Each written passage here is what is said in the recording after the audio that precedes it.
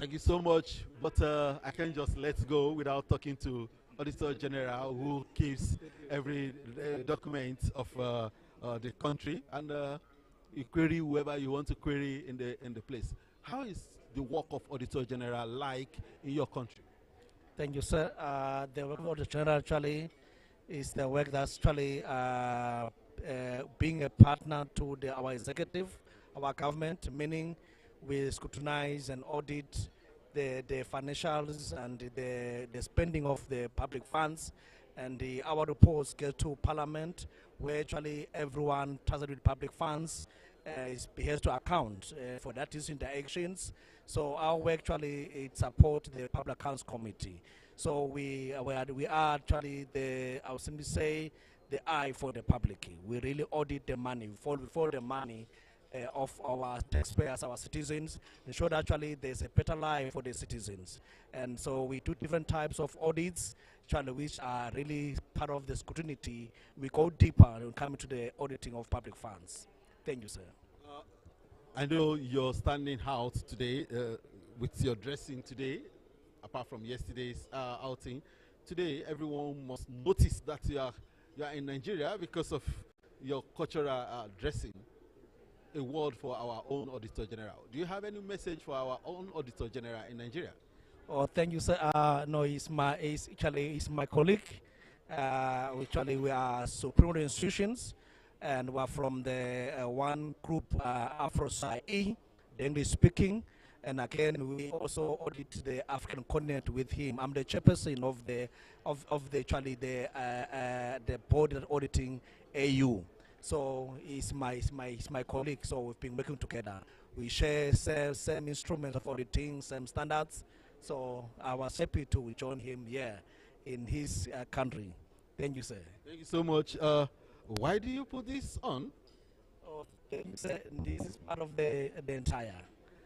Yes, it's part of the entire. It's beautiful. I wish to come to your country one day. Thank you. No, you are most welcome. You are invited. Yes, we will host you. Okay. This is GTV Africa, an online TV. Even in your country, if you communicate with them, you subscribe, and they have opportunity of following you. This is my card. You can subscribe to our channel, GTV Africa, and you see that the world is in one place now. Thank you so much. Thank you so much for inviting me through. Thank you. Thank you so much. Where you are home live to GTV Africa, I continue to find others to find out from them what they have gained in this conference and how things will look like. If you are yet to subscribe to GTV Africa, kindly subscribe, and let's go on and get others and find their feelings, their thinking as regard to the conference. Back to the house, and I'll be back shortly.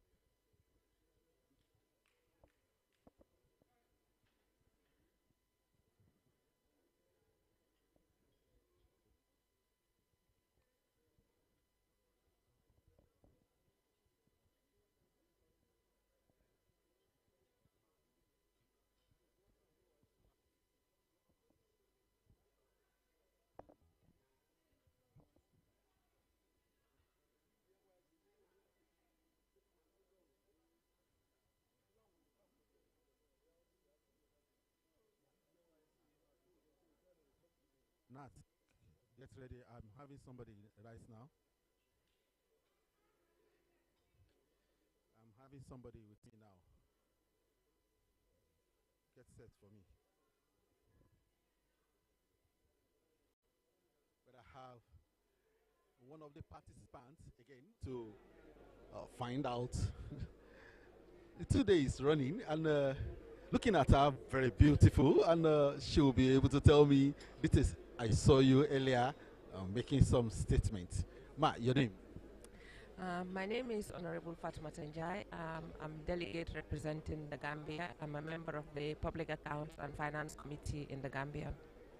I love to have Gambian in the house. This is GTV Africa, uh, bringing to everybody in Africa and other parts of the world what is going on. Ma, what is the opinion of Gambia in this conference? I think the opinion of Gambia is the opinion of the West African sub-region. We want accountability, we want transparency, and we want sustainability in how we manage our debt. And I think that is why we are here. We have two delegates representing the Gambia, a male who is the vice chair of the Public Accounts and Finance Committee, Honorable Mbo, and myself, who is a member and also the chair of the Gender and Children's Welfare Committee. When we talk about debt in the region, we also need to look at the most vulnerable, which are our children and our women, because when we take debt, we think of our future generation, because it is not us that is going to pay for any debt that we take now. It is the future generation that we pay, that will be paying those debts. So we need to make sure that when we take debt, we inject it into projects that would generate that would factor the needs of our future generation. And I think that is mostly why I am here as a member of the Public Accounts Committee and also as the chair of the Gender and Children's Welfare Committee. Thank you. Do you think the nations, or the president, the country executives will take decision taking from this conference? I would not say that the nation will take decisions, but it is up to us as representatives of the people to make sure that the nation and the leaders of the nation take in factor the decisions of what we do when we go outside, because we should not just come and go back. We should make sure that they are implemented, they are factored in what we do. And as a member of the Public Accounts Committee, we also look into the budget of the country. We also receive the accounts of the state. So we should also make sure that the people responsible should implement the recommendations of these kinds of meetings. So the onus is not only on the government, the onus is also on us when we do our oversight functions. What will be your expectation for the remaining days of this conference? My expectation would be to make sure that we do not go and drown ourselves in debt. We should make sure that debt we take is sustainable and we do not crowd out ourselves, because when we crowd our countries in debt, it affects development, it affects investment, and it also affects future generations. Thank you so much. Your name again? My name is Honorable Fatima Senjai from the Gambia. Thank you. Well, this is GTV Africa. I'll be happy to give you a complimentary card on YouTube. You can subscribe to GTV Africa, and you have details of the conference and other stories that will be coming. I hope one day I'll be in your country. Thank you so much. Thank you so much. Thank you so much. Yes, we're back to the other side.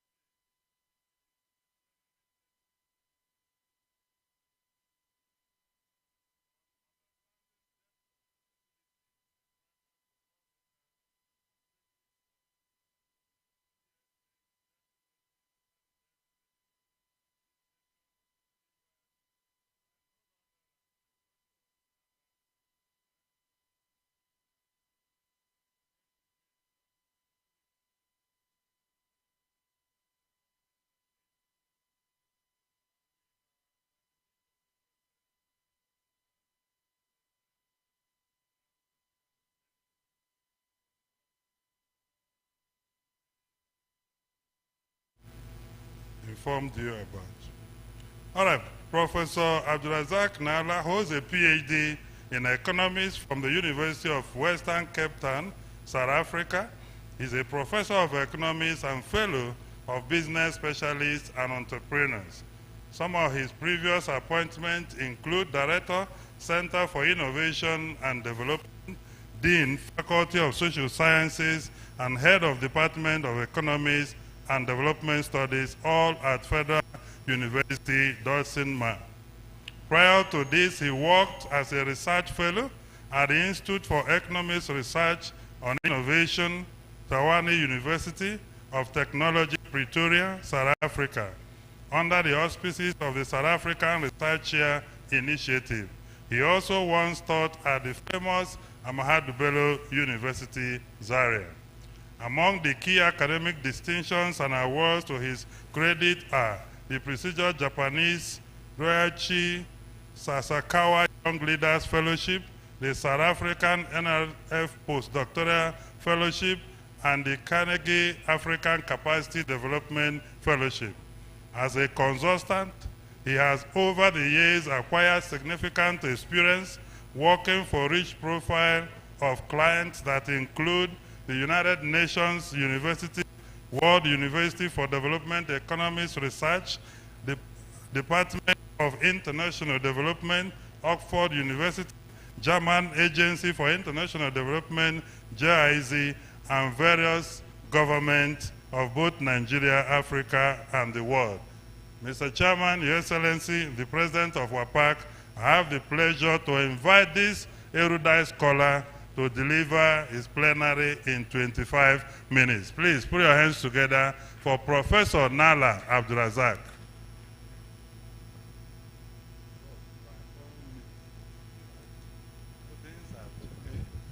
Why is it that when it is my time that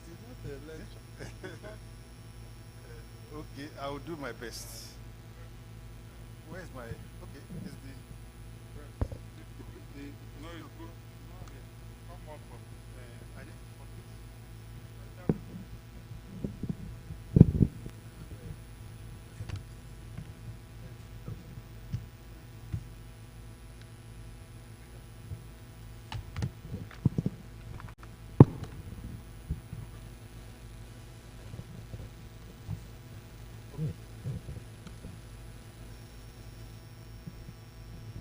Sénégal sont dans la salle. Voilà. Vous pouvez vous lever, s'il vous plaît. Veuillez acclamer la présence du Sénégal. Le Sénégal, vous êtes une fierté pour nous aujourd'hui. En tant que comité des finances, votre présence nous honore. Et nous comptons beaucoup sur vous. Surtout demain, nous avons l'Assemblée générale. Et votre intervention, je pense que tout à l'heure, vous avez demandé à intervenir, mais malheureusement, la parole ne vous avait pas été donnée. Je voudrais le corriger pour dire que si vous pensez que votre intervention doit tenir, nous allons vous accorder 2 minutes d'intervention avant de commencer la séance. Le Sénégal, vous avez la parole.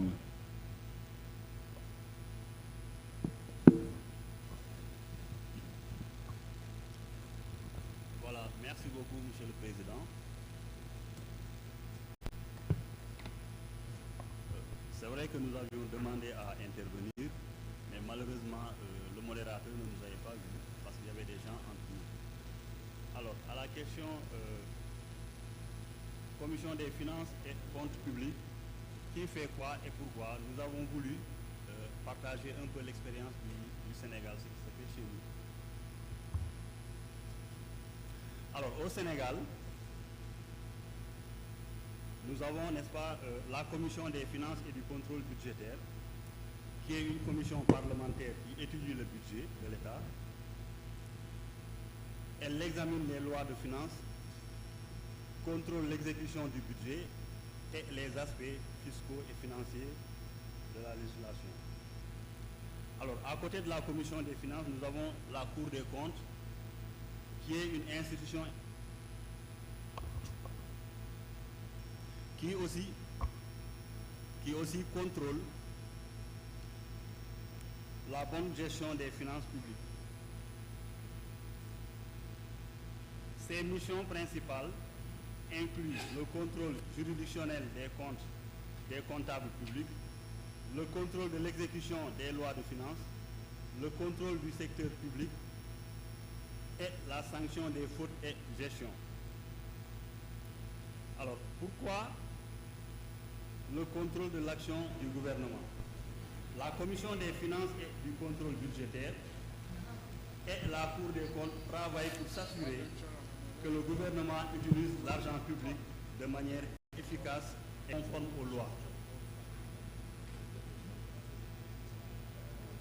Elle veille à ce que les finances publiques soient gérées de manière transparente, ce qui est crucial pour la bonne gouvernance d'un pays. La protection des ressources publiques, le travail de ces deux institutions vise à protéger les ressources de l'État contre la mauvaise gestion, la fraude et l'utilisation inappropriée des fonds publics. Assistance au Parlement, la Commission des comptes, la Cour des comptes assiste directement le Parlement dans son rôle de contrôle de l'exécution des lois de finances, permettant ainsi une meilleure supervision de l'action du gouvernement. Donc c'est un peu ça, donc le rôle de la Commission des finances et du contrôle budgétaire qui est aidé très souvent par la Cour des comptes donc au Sénégal. Donc ce sont les deux pratiquement institutions qui font le contrôle, n'est-ce pas, de l'action du gouvernement. Je vous remercie.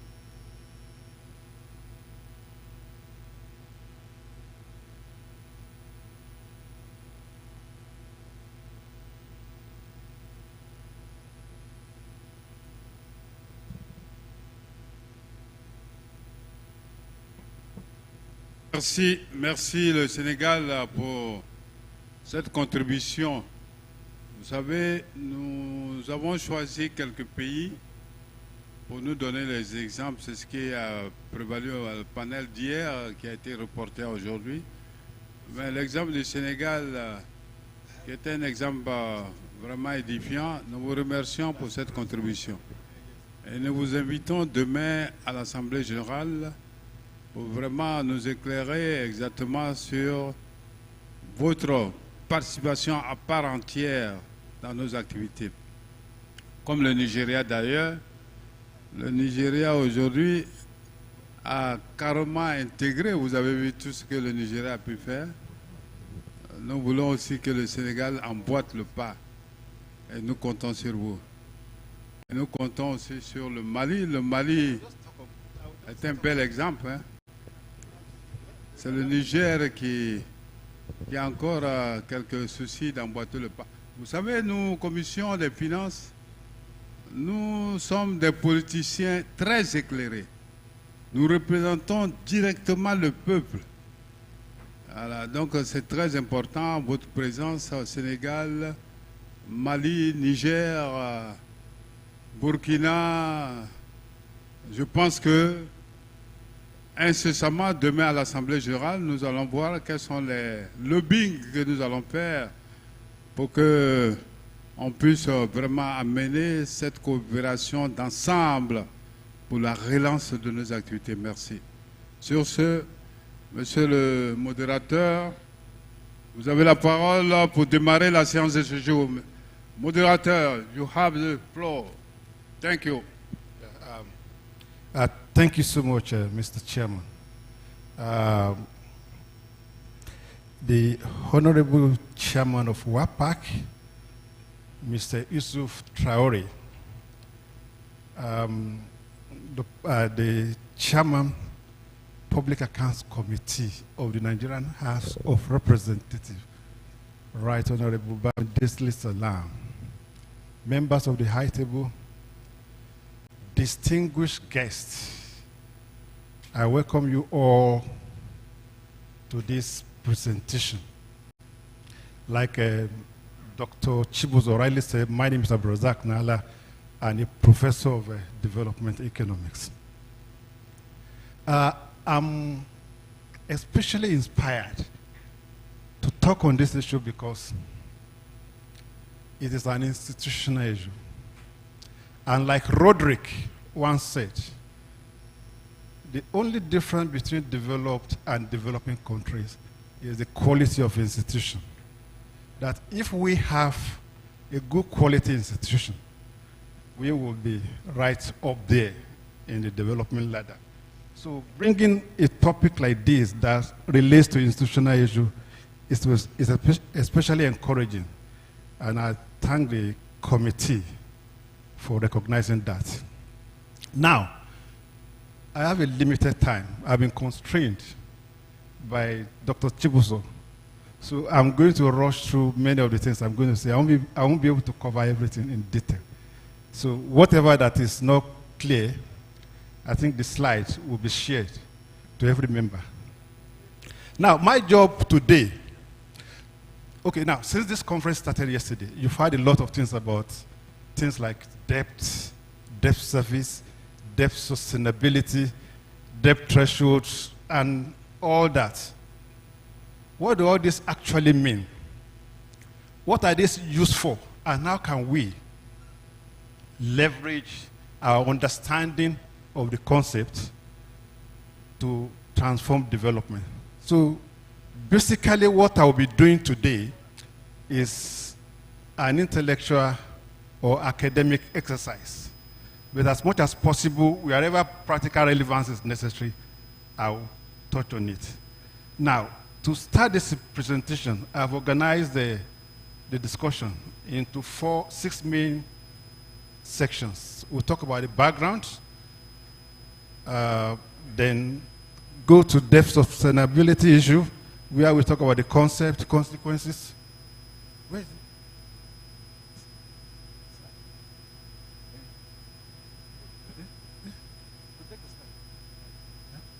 Okay. Yeah, we are going to be talking about self-sustainability, talk about the concept, consequences of unsustainable debt, and debt sustainability analysis. Then we move on to item 3, which is key debt metrics for lawmakers. Then their definition and key indicators. Then debt ceilings, what it is, types, and its effectiveness. Then we draw some policy implications for lawmakers before drawing our conclusion. Now, to start with, let us look at some of the famous quotes on debt by experts and authority in the field. The first one is by John Adams. He was the second president of the United States of America. He ruled between 1797 and 1801. And this is what he has to say about debt. There are 2 ways to conquer and enslave a nation. One is by the sword. The other is by debt. Just think for a moment. Think about it. This is the president of a major creditor nation. Way back 2 centuries ago, he said this about debt. By the time you think about it, you will realize why they kept lending to leaders like Mobutu Sese Seko when they know that he will not pay back the debt.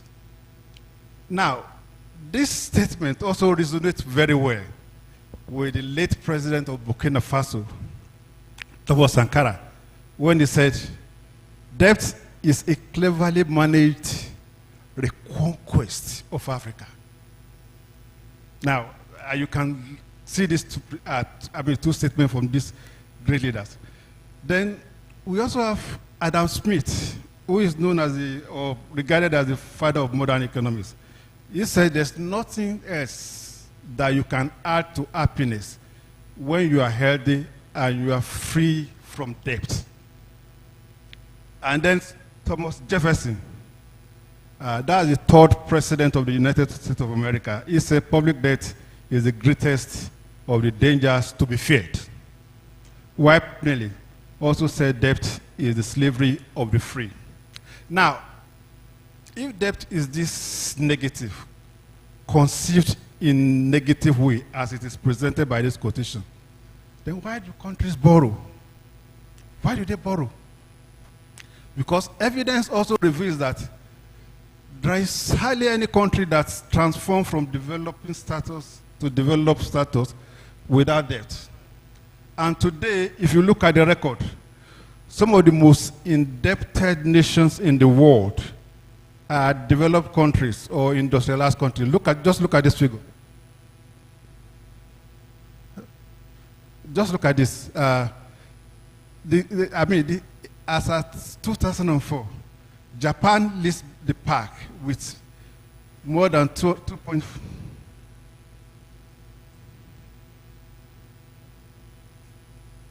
with more than 251% of GDP. The USA also has a debt to GDP ratio of 121%, while China also has a debt to GDP ratio of 90.1%.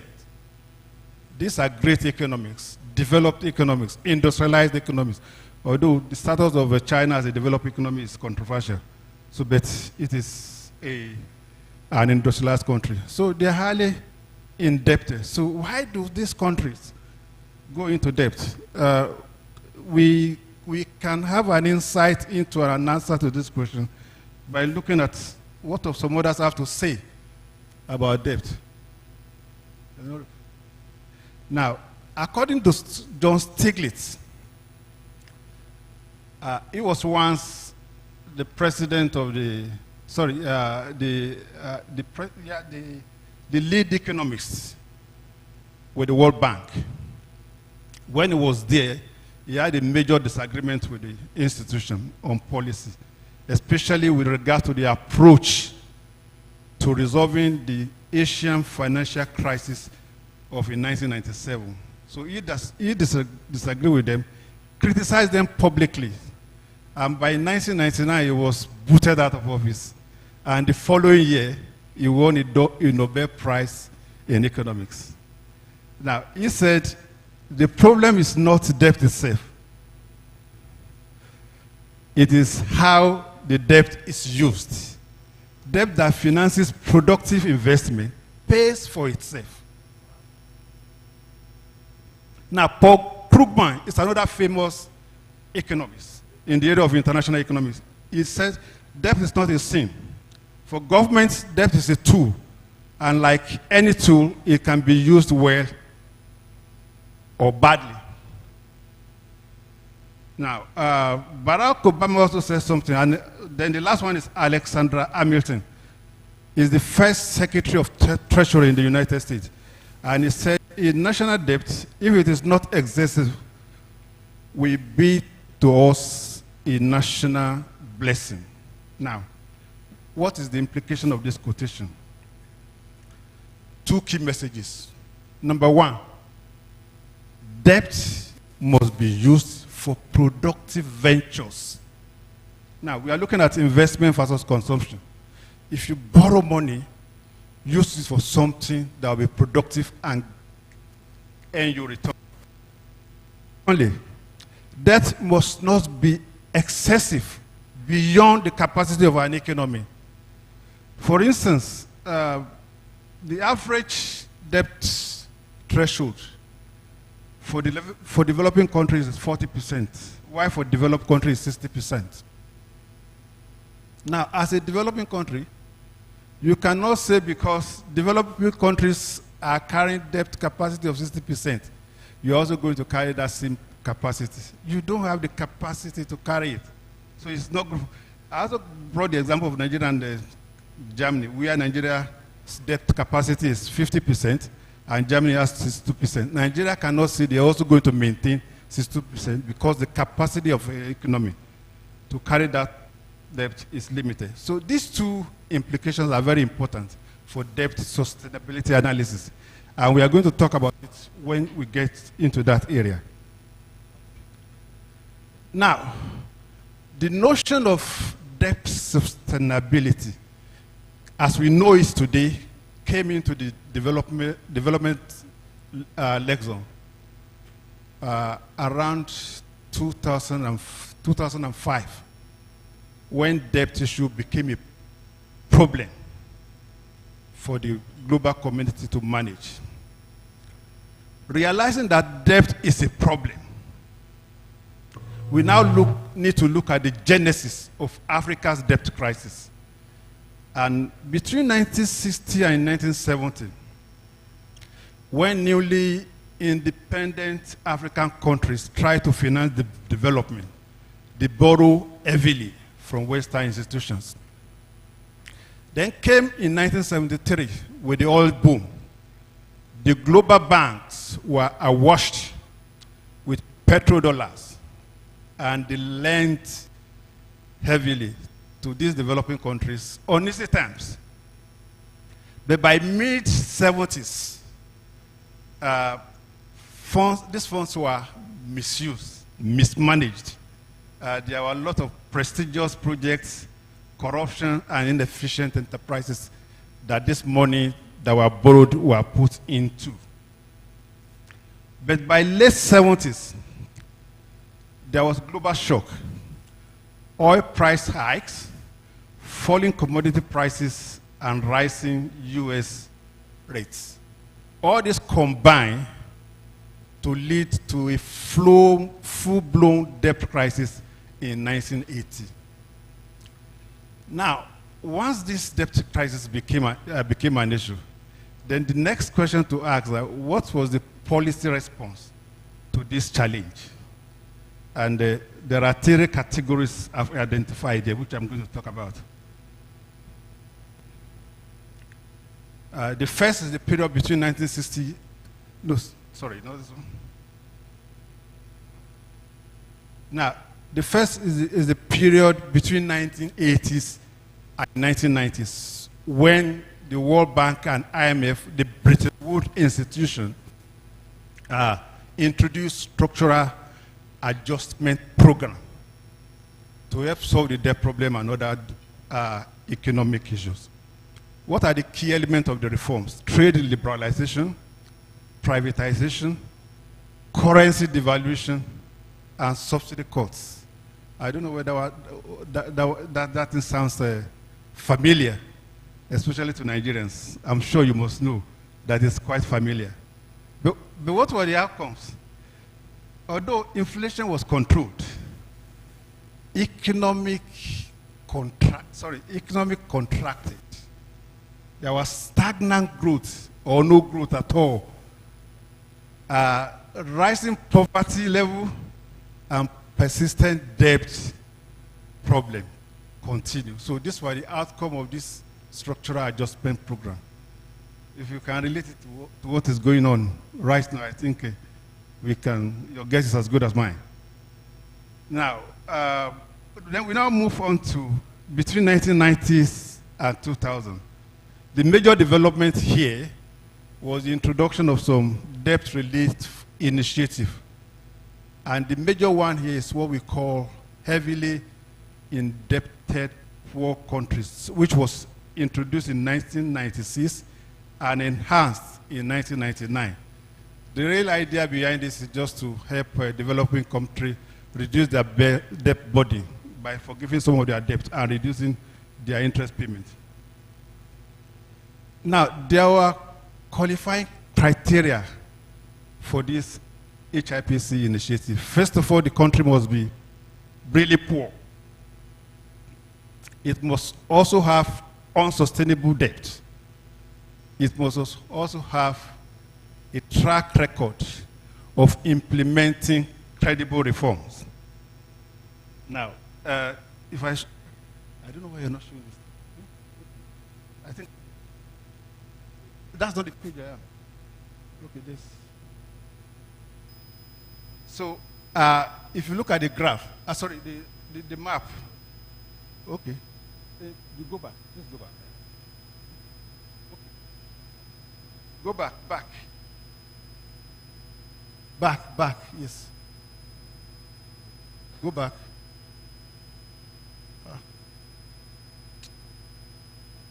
I think you have a different slide. Okay, let me just keep talking. Now, Actually, many West African countries met this criteria. The only country that did not qualify was Nigeria for the relief package. And you don't have to ask me why. Nigeria is not a poor country, so they failed the test. Then, what were the result of this HIPC initiative? Debt were cancelled. There was increased physical space, although limited eligibility and conditionality prevented countries from deriving full benefit of the relief package. Then the third issue came up around 2000 to present time. And this is when, for the very first time, the issue of debt sustainability came to the fore.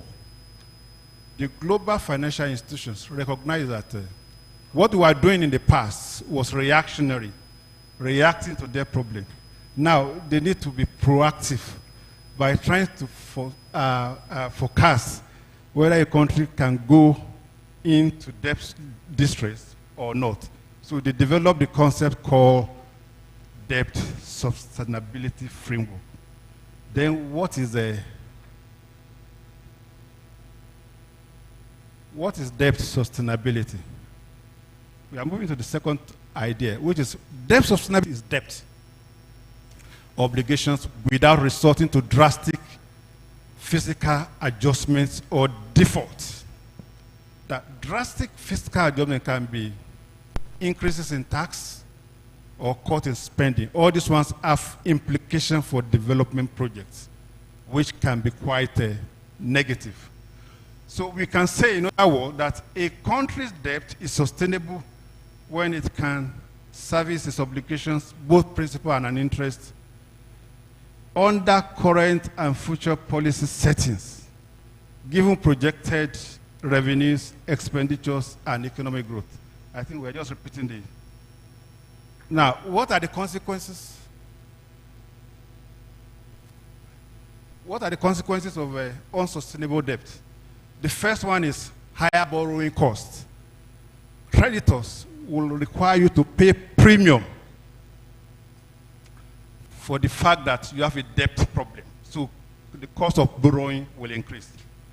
Secondly, there will be reduced investors' confidence. Investors will no longer be able to have confidence in your economy and your ability to pay them back.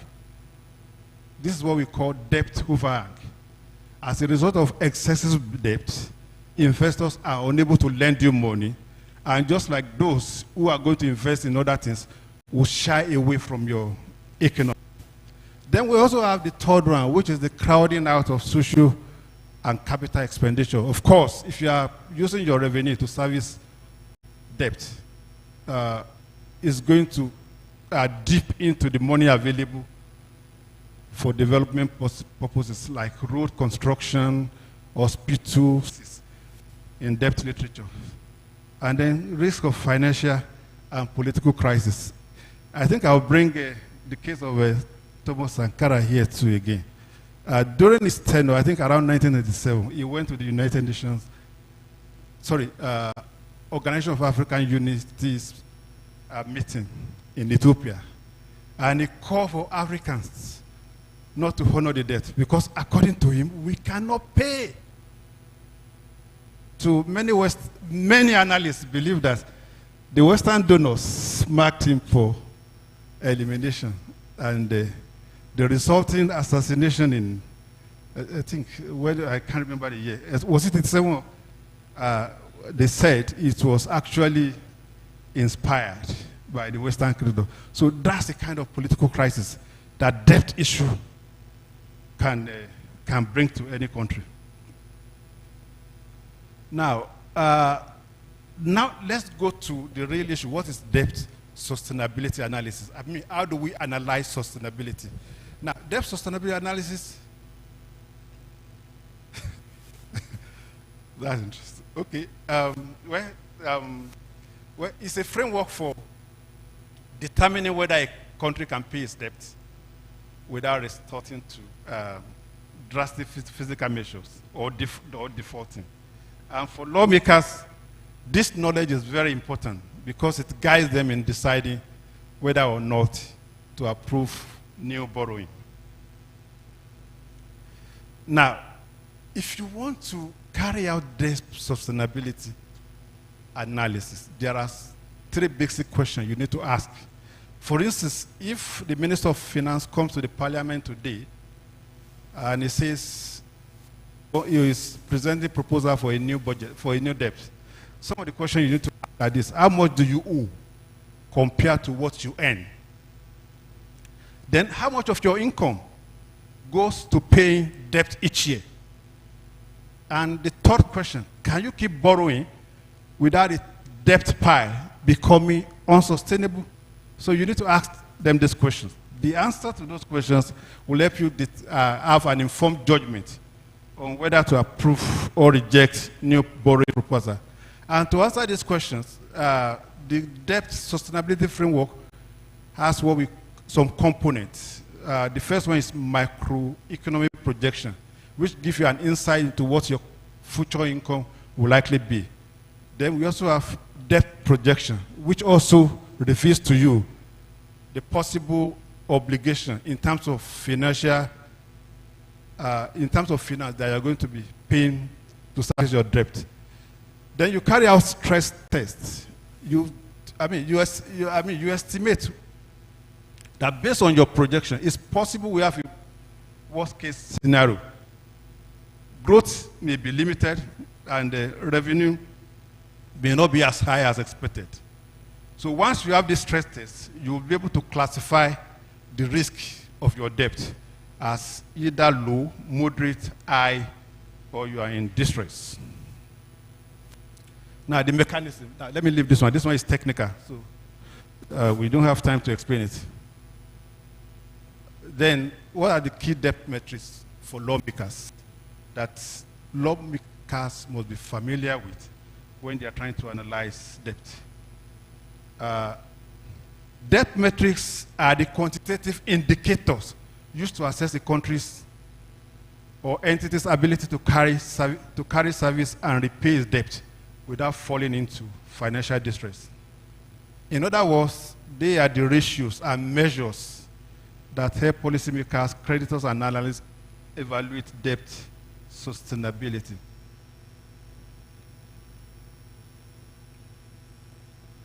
Now, the key ones are debt to GDP ratio, debt service to revenue ratio, external debt to export ratio, and interest to revenue ratio.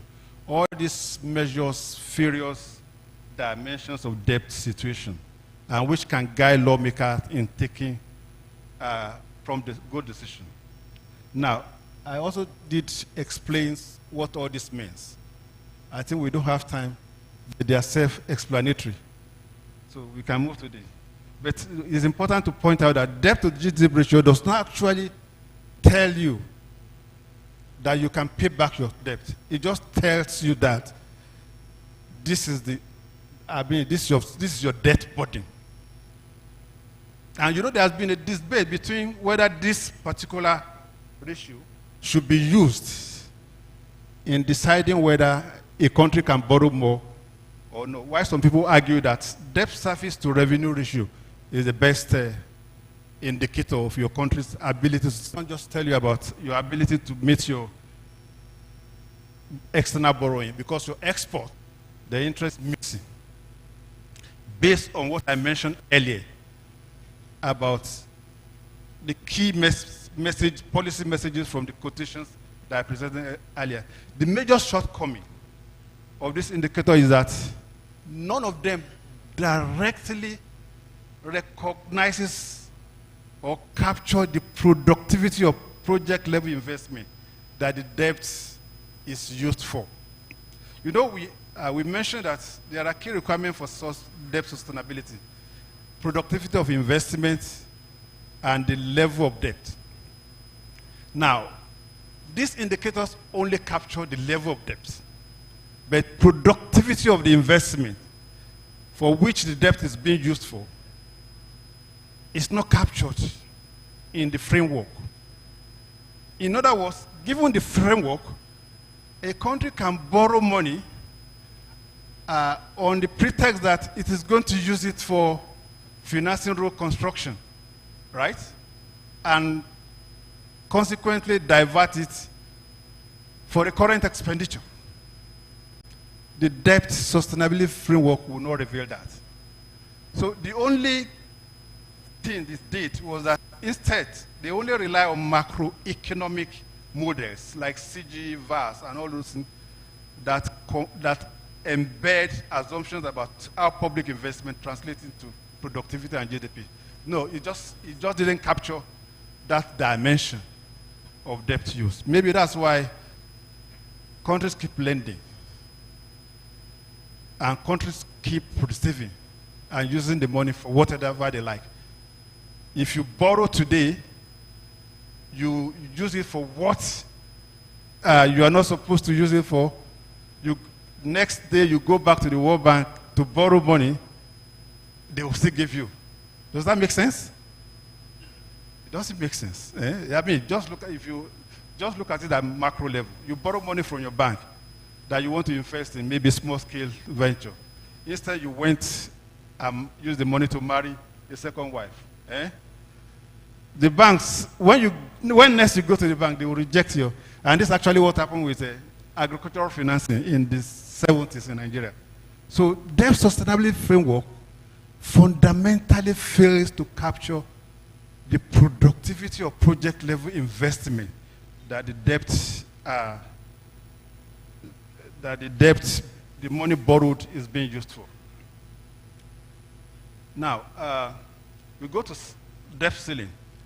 What's the debt ceiling? Debt ceiling are legal or policy imposed limits on government borrowing. They serve as safeguard to prevent excessive. For instance, the Nigerian Fiscal Responsibility Act has something called debt ceiling, where it states that section 12(1) of the Act says aggregate expenditure shall not exceed estimated aggregate revenue plus deficit not exceeding 3% of the GDP or another sustainable percentage as determined by the National Assembly.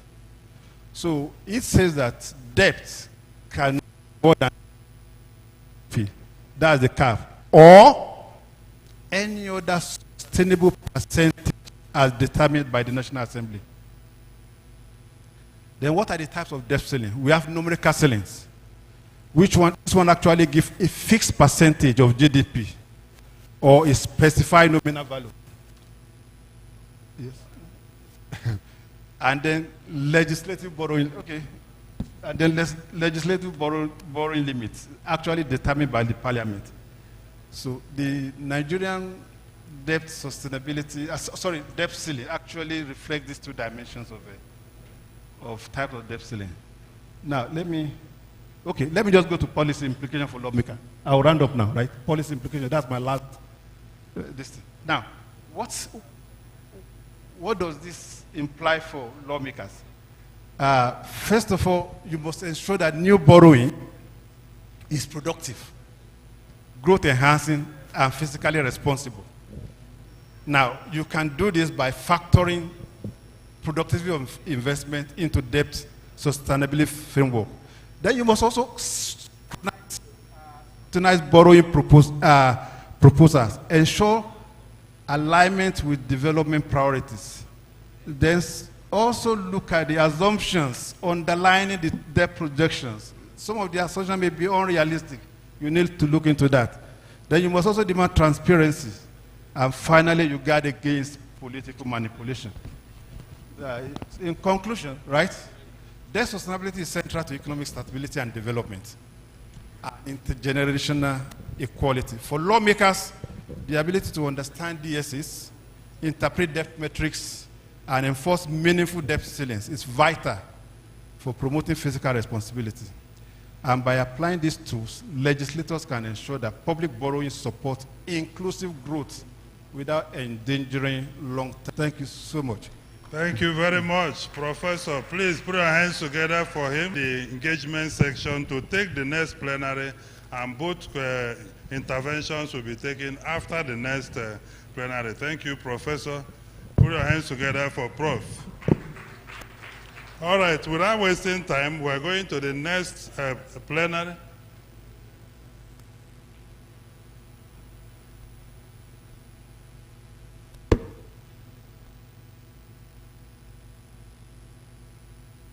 Si, je voudrais, vous savez, il y a un changement dans la programmation, ce qui fait que les participants ont du mal à suivre. Alors, je voudrais dire à tous ceux qui n'ont pas le sac contenant les différents documents, ils peuvent s'adresser aux hôtesses qui sont là pour qu'on puisse leur donner les sacs. Et dans les sacs, là, vous pouvez, ceux qui n'ont pas reçu les sacs, est-ce que vous pouvez se lever vos mains, ceux qui n'ont pas encore les sacs? Ceux qui n'ont pas les sacs, pouvez-vous, can you just tell us we have not the bag? Who have not the bag? The conference bag. It is very important for us because everything is inside. Kindly document the countries and the number. We have all document in the bag. But please, at the back.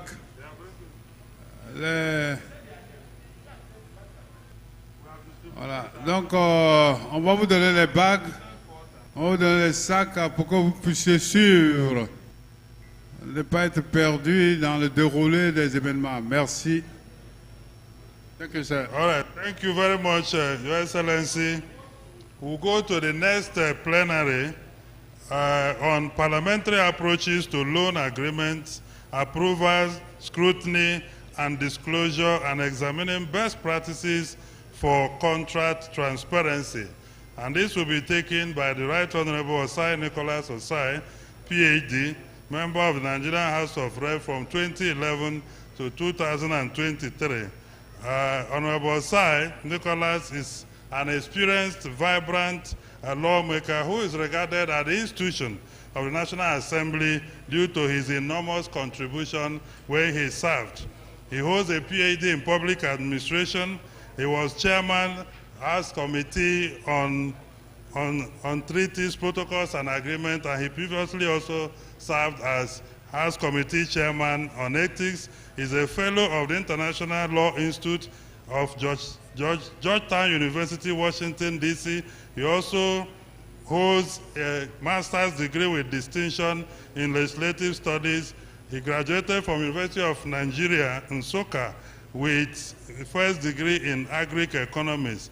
Right Honorable Osai is recognized as a distinguished legislative governance expert who has contributed immensely to advancement of democracy and is an institutional reformer, a businessman, and right now is contributing to strengthening many institutions. While he served in this parliament, he was recognized as the most performing lawmaker with the highest number of bills served, and he chaired the Nigerian Parliamentary Network on Israel and Nigeria. He was also a member of the Global Parliamentarians for Global Action, and he has distinguished himself in many respects. Ladies and gentlemen, distinguished and right honorable parliamentarians, put your hands together and welcome the Right Honorable Osai Nicholas Osai.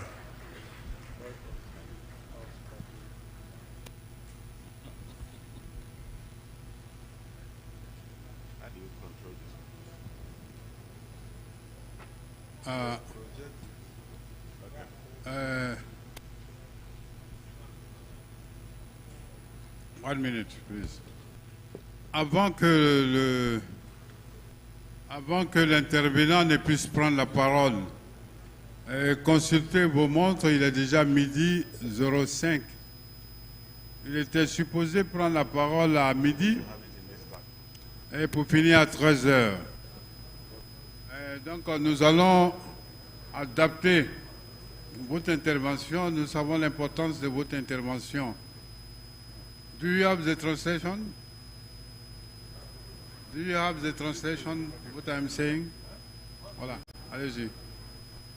We have the translator here. Voilà. voilà.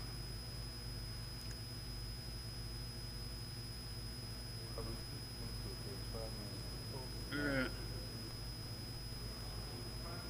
25. Yeah, okay. Voilà, parfait. Thank you, sir. Thank you. On aura 25 minutes d'intervention pour le brillant orateur qui va se passer. Merci. You have the floor. Thank you, sir. Thank you.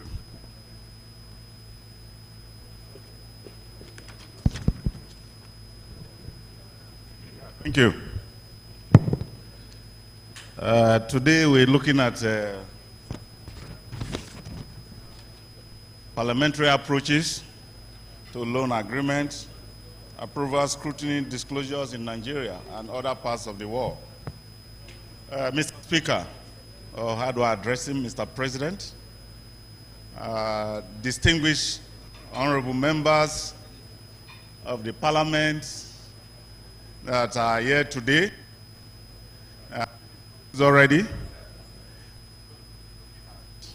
parliamentary approaches to loan agreement, approval, scrutiny, by the legislators.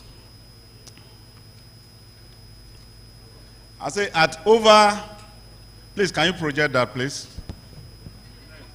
Next. At over 96 trillion, Nigerian public debt has continued to grow with astonishment. Yesterday, the representative of Mr. Speaker talked about 100 and something trillion. But on a conservative note, above 97 trillion, Nigerian public debt has continued to grow with astonishment. At the same time, concern around transparency, sustainability, and accountability in loan acquisition have taken center stage in public policy discourse.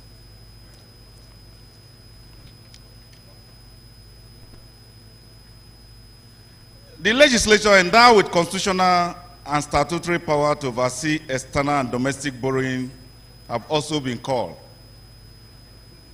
The legislature and the parliament is seen as the temple of democracy, the representative of the needs of the people.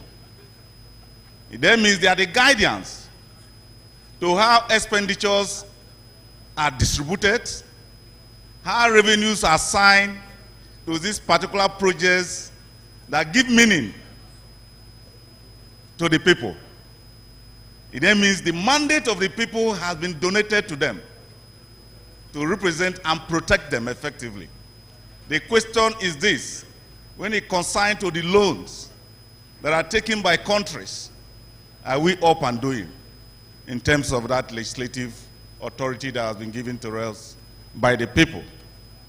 Indeed, it seems the guardians of public trust have not been up and doing. Why do I say so? I will tell you in the later time, because committee has to be up and doing. I say this paper is a clarion call to the National Assembly and other West African and African countries on restoring public trust in the loan agreements, approval, scrutiny, and disclosure. The paper highlights the legal and institutional framework governing loan oversight in Nigeria. I'm taking Nigeria as an example. Examine the key roles of the committees involved, because presidential democracy, the parliament, the committees are the engine rooms of the parliament. So the committee has to do most of the work of the parliament, especially the Public Account Committee, which the chairman in Nigerian House of Representatives have been doing effectively. The paper also will examine the dynamics of executive-legislative interactions in Nigerian debt governance framework, identify key challenges in parliamentary oversight of public debt in Nigeria. Have there been a really parliamentary oversight that has governed the parliaments in terms of interrogations of what these monies are meant for? So those are the issues we are to look into this paper. And recommend strategy for strengthening. Next slide. The legal frameworks are there. The 1999 Constitution, Fiscal Responsibility Act of 2007, Debt Management Office Act of 2003, the Central Bank, the CBN, because the CBN is in the center of these issues. The legislative standing orders that has the functions of these committees are highlighted. Parliamentary entry point in loan. What are the parliamentary entry points? Please take the next slide. The entry point, where will the parliament comes into? During my time as chairman of House Committee Agreement, I tried to introduce a new dynamics into how parliament can enter into it. The committee, even during ratification of this commercial agreement, committees has to be with the executive to look at it so that they can have informed judgment. Now, action stages. Pre-approval stage, loan request review, Parliament review proposed borrowing, including the purpose, amount, interest rate, just like the last speaker said, the matrix. Interest rate and repayment term. Debt sustainability analysis has been actually dived into by the last speakers. That's told you the matrix upon which the Parliament are going to use to be able to judge, have an informed decisions about whether to approve those loans or not. And to me, I feel that the Parliament must pay attention on the agreement content, the content of those agreements, because that's why Zimbabweans enter into trouble. They ran into trouble. Even Kenya almost ran into trouble with those content. Nigerians, particularly during my time as the chairman of the committee, looked into the commercial agreements which Nigeria have been signed. And you can imagine where Chinese language was used as part of the agreement, and the Parliament did not know about it. So the committee must dive into it very well to be able to know, because it's not only the money that they are looking into, it's not only to know whether the country have the ability to borrow, but the issue is that what are those contents that are in the commercial agreement. Approval stage. Public hearing and stakeholders engagement, conditional approval. Sometimes we approve without looking at the content of that agreement. We do. We have done it several in this parliament. That we approve without even National Assembly members knowing the content of those agreements, commercial agreements. So parliament must be up and doing in making sure they understand that. Post-approval and oversight stage. Monitoring disbursement and utilization. Does parliament follow up this money? That's the question. When it's approved, you just discover that that is your final stage of a deal. No, you must follow up the money. What projects are attached to those commercial agreements? And those projects, as they started executing those projects, and what is the gestation period for those projects? And was money released? And how much was released? Those are the content the parliaments must follow up the job. If you don't follow it, you won't get response from the executive because they don't need you. Oversight is one of their enemies. But that is the stronghold of the parliament. Post-approval, I say monitoring disbursement, then demanding report, performance audit, like the public account. Auditor General reports are very essential in terms of those projects that concern loans. Has the parliament taken it as a duty to look at Kaduna, a case in point, from Abuja to Kaduna? What audit has been submitted by this National Assembly? Those are the questions that the public account must maybe dive into. The public account, your duty is not only to look at the Auditor General report, you have the power to do what is called, you oversight even the agencies that the Auditor General oversight. That is what we call status inquiry. You do status inquiry on those projects. And that's what I did during my time as committee. China Exim Bank stopped loaning Nigeria because of my interrogation. Interrogation by the parliament are key and are very important. That are known. That's the disclosure.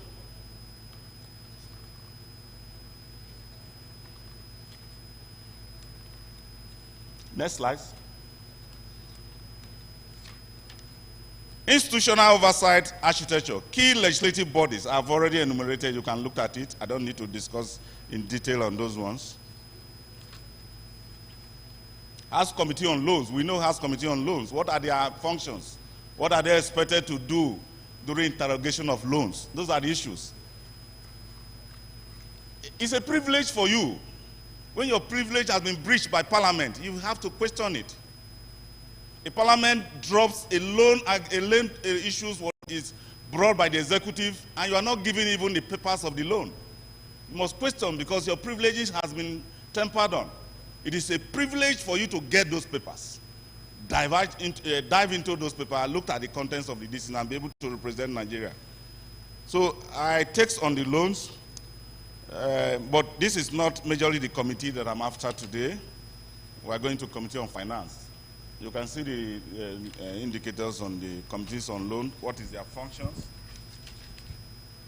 The committee, House Committee and Senate Committee.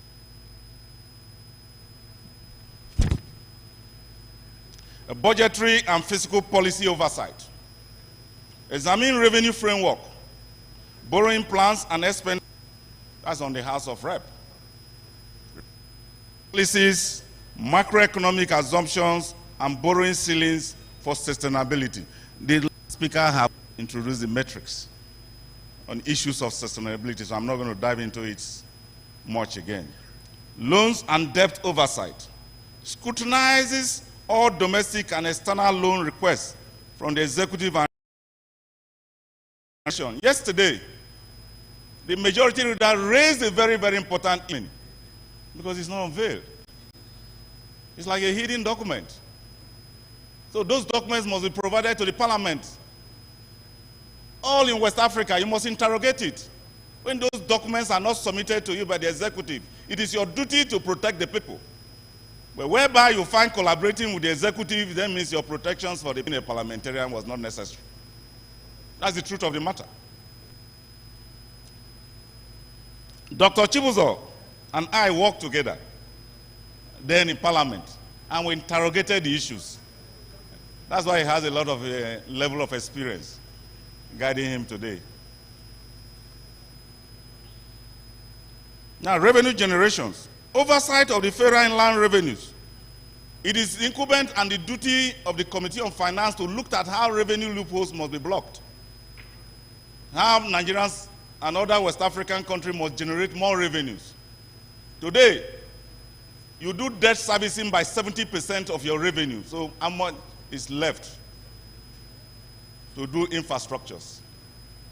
Sometimes there was a time in this country where borrowing to pay recurrent expenditure. That's not supposed to be. Borrow to pay recurrent expenditure.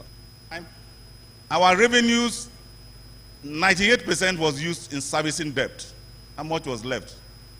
That means you borrow to pay both recurrent and capital expenditures. So you continue to borrow. At the end of the day, it has no limit. So those are the issues that the Parliament must take into cognizance when you are doing that. As a monitoring public expenditure framework, MTEF, you already know that, how you do that. I question it through the Committee on Agreement. Those contents of the agreement must be submitted to the Parliament with the MTEF. And when it's not submitted, the Parliament has a duty to raise a red flag. Are we raising red flag? All we know is that Concord. Is that what we'll continue to do? We'll not be doing justice for this next generation if we continue with that. Public hearing. Bring experts to make contributions, because that's the essence of Parliament. That's the essence of democracy. That's the essence of participatory democracy.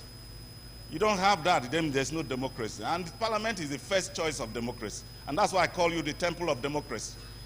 And as a temple of democracy, you have a duty to protect the people.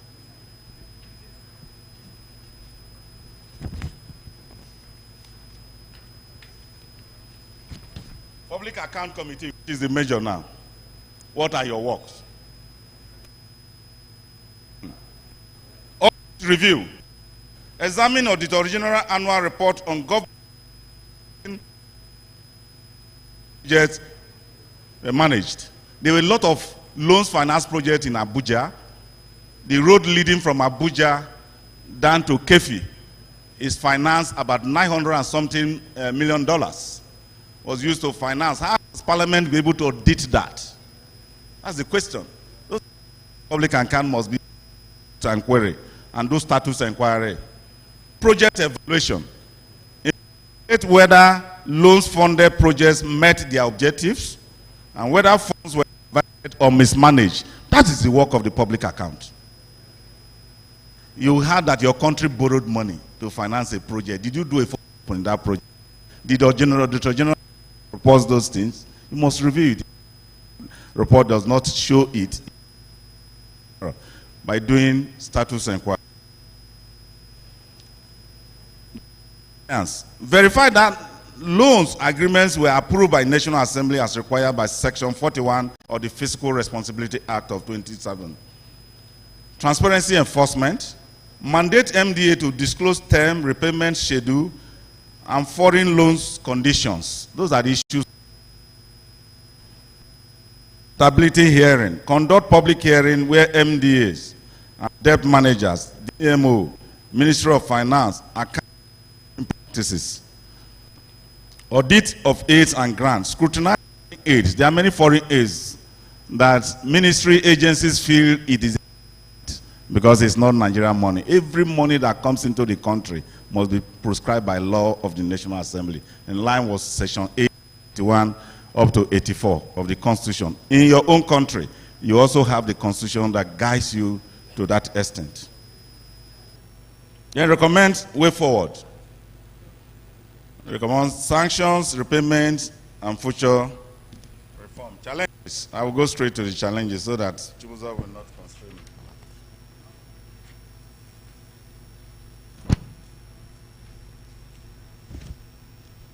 I say challenges.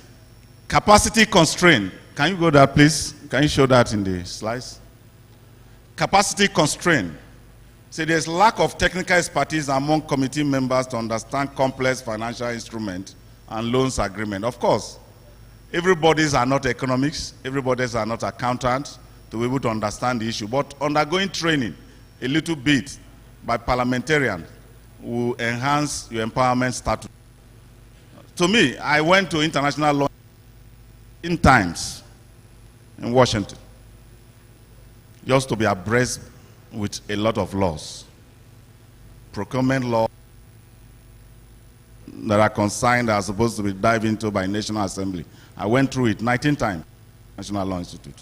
So you can be trained equally in that direction. Political interference. Over, yes, an opinion, the way it is, and there was a reply to that. That's political interference. And we see it all this time. The parliaments must be allowed to do their work. The essence of the work of the parliament is to interrogate the executive, not be their friend. In fact, if there's no conflict, then there's no administration. Because interrogation brings conflict. So you, as a parliament, it is your duty to interrogate. Inadequate disclosure by the executive. The executive will never disclose anything to you. So in cases, limitations are not disclosed to the legislature, of course. And that's why I interrogated during my time. I became an enemy to the system. I was investigated 5 times. So those are the issues. But the parliament must know what to do. So, members of the panel,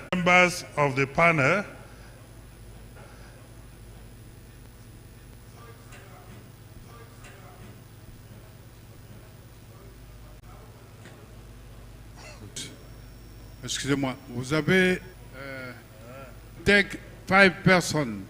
Okay. 5. Voilà. Avant l'autre panel, 5.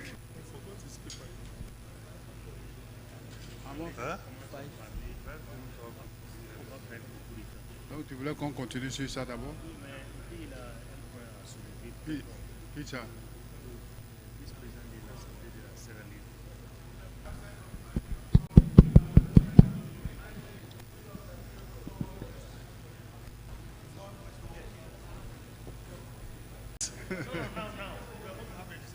You want to proceed with the panel. By the time you take the list, the issue are later. No, the president has promised there will be a special session for comment and questions and contributions from members of. There will be a moment. It's 5 people, so. Président, on prend les 5 comme vous avez suggéré. Moi, je sais 5 people, yes. So he's number 1. You give the chance to other people. 5 5 people so that we can make time. Donc il faut annoncer. We are going to take 5 people. Merci. Nous allons prendre 5 intervenants. 5 intervenants, s'il vous plaît. Parce que nous avons encore une autre séance plénière à faire qui concerne l'intervention de l'Aphrodite. Donc, nous allons prendre 5 personnes. Mais les 5 personnes, voilà, celui qui vient de parler, il sera le numéro 1. Et puis après, quels sont les intervenants qui veulent prendre la parole? Donnez vos noms ici, et puis on va les noter. This is the beauty of Parliament, and by the leave of Mr. President, we are now to take 5 questions or comments, each limited to 1 minute. The Sierra Leone speaker, 1. We need number 2. Who? Okay, you're fine. All right. 5 interventions, comment or questions, please. By show of hand, if you have a question or a comment, okay. Pardon? Is that? No. 1 minute, 1 minute. Vous vous levez, vous donnez votre nom, votre pays, on vous inscrit. Non, c'est bon? The name and the country. Vous voulez intervenir? The name and the country. Please. Are there MPs with questions or comments based on the 2 presentations? If we have no person, quels sont les intervenants? Quels sont les intervenants? Who wants the floor? Where? On continue, Président. Okay, thank you. We have the floor, Sierra Leone. Non, il est OK. It is bon? Oui. Oh, thank you, sir. Thank you, Mr. President. May I now invite the 2 presenters to have a photo session. I invite the panel members.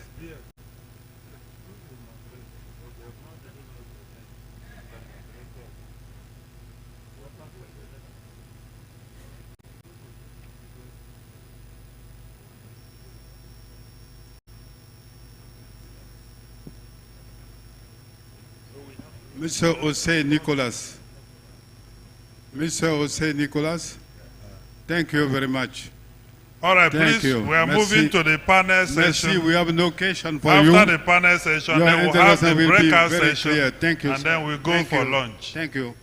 Okay. The photographers can please show them.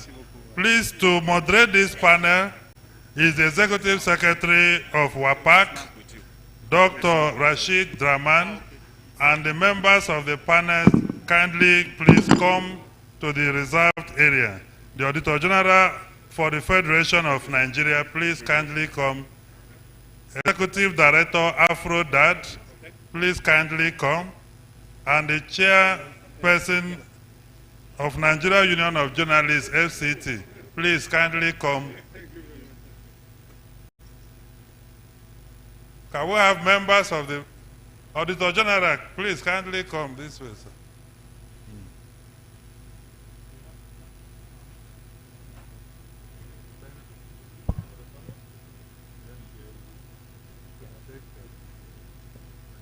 Yes.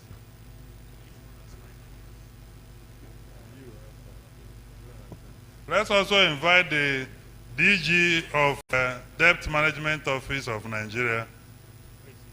She's here. You will speak with the panel to make sure that we are able to do. So we have the Auditor General. Please, the NUJ representative, Ms. Grace, are you here? You want the seat? Any representative? Okay. Welcome.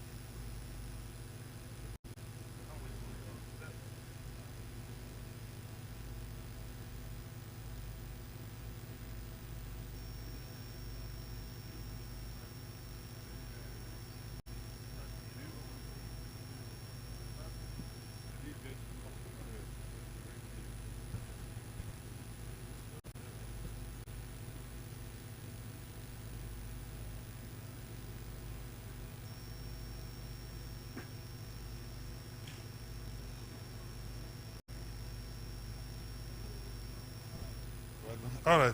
So we are about to start the plenary. The NUJ rep will join us shortly, but the plenary proceedings will commence. I have that the media should kindly reorganize to allow those behind to be able to have a good view. Please, those of you in front, as you should adjust. We have the Honorable Executive Secretary of PAC, Dr. Rashid Rahman. He is going to moderate the proceedings for this particular special panel on working with Supreme Audit institutions, civil society, and the media, and of course take intervention from the Debt Management Office of the Nigerian Federation. Dr. Rashid, I hand over to you, sir.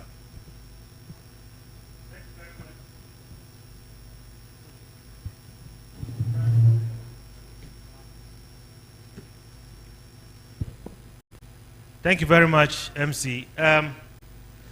So yesterday we missed a session by the Director General of Debt Management Office in Nigeria. So she's here with us, Miss Patience Oniha.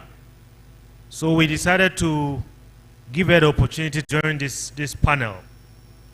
The panel is looking at the relationship between your committees and Supreme Audit institutions or Auditors General or Coup de Compte as they are called in Francophone countries, then civil society organizations and the media.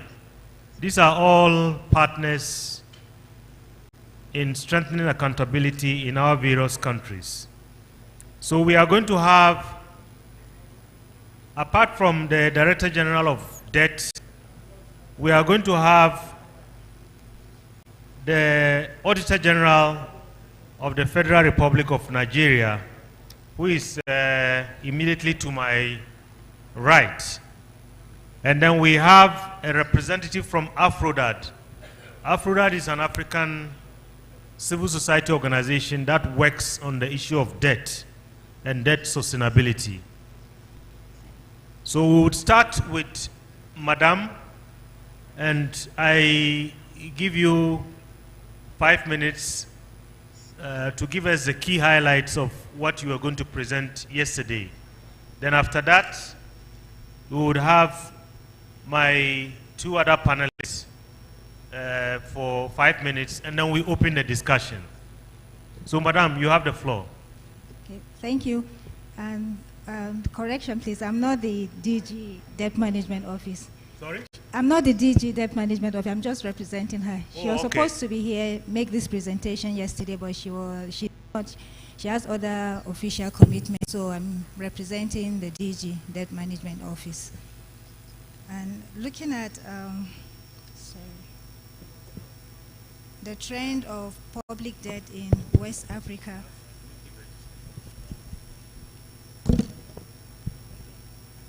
Public debt trend in the region, that's West Africa.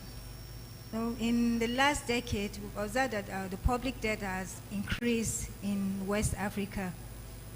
And this was exacerbated during the COVID-19. Because during the COVID-19 pandemic, the pandemic expanded the deficit, the fiscal deficit, which led to more borrowing by the West African countries. And also, there's also been an increase in the debt to GDP ratio of most of West Africa. And as at 2020, the largest borrowers in the region were Nigeria, Ghana, Cote d'Ivoire, and Senegal. And okay, sorry, can you hear me now? Okay, sorry. Okay, the largest borrowers in the region as at 2020, Nigeria, Ghana, Cote d'Ivoire, and Senegal. And we've also, the region has also observed an increase in the debt to GDP ratio, an increase in interest payment to revenue ratio. And there's also the challenge, and most of the region, we have the dominance of external debt in the primary, external debt has been the primary source of financing in most of the countries in the region, which has also exposed the region, the countries to risk, especially exchange rate risk. And the key challenges of public debt management in the region has to do with debt sustainability, which the earlier speaker spoke, elaborated on the debt sustainability. And the rising debt burden threatens debt sustainability and the overall macroeconomic stability of the region. And also, the debt service cost, which I mentioned earlier, as a result of the global interest rate hike, because the tightening of the monetary policy has led to increase in the cost of borrowing, especially from the domestic sources. Also, there's a weak domestic capacity, and there's data gaps in terms of reliability of data. Or you see agencies have conflicting data on the same issue. Then there's the spillover effects, because due to the interconnectivities of the economies of the region, public debt remains a crisis as public debt in one country can transmit to shocks in other countries due to the interconnectivity between the countries. And also there is the global uncertainties, which I mentioned earlier, the high interest rate, the global economic prospect, the commodity price shocks also affect public debt management. And to address these challenges, we need a sound and robust public debt management, in which can lead to information-based decision, can help policymakers in making information-based decisions. We need to strengthen a data system in terms of the tools and the debt management information system. And although there are organizations like Commonwealth Secretariat, they've been training countries on the use of the debt management, to build their capacity on the use of the debt management information system, training countries on the various debt management tools that can enhance public debt management. We also need to promote fiscal discipline, and there's also need for enhanced domestic resources, by which we build efforts to boost domestic savings and revenue mobilization is very important. This because in order to reduce the trend of borrowing, we need to build revenue sources. And there's also the need for economic diversification and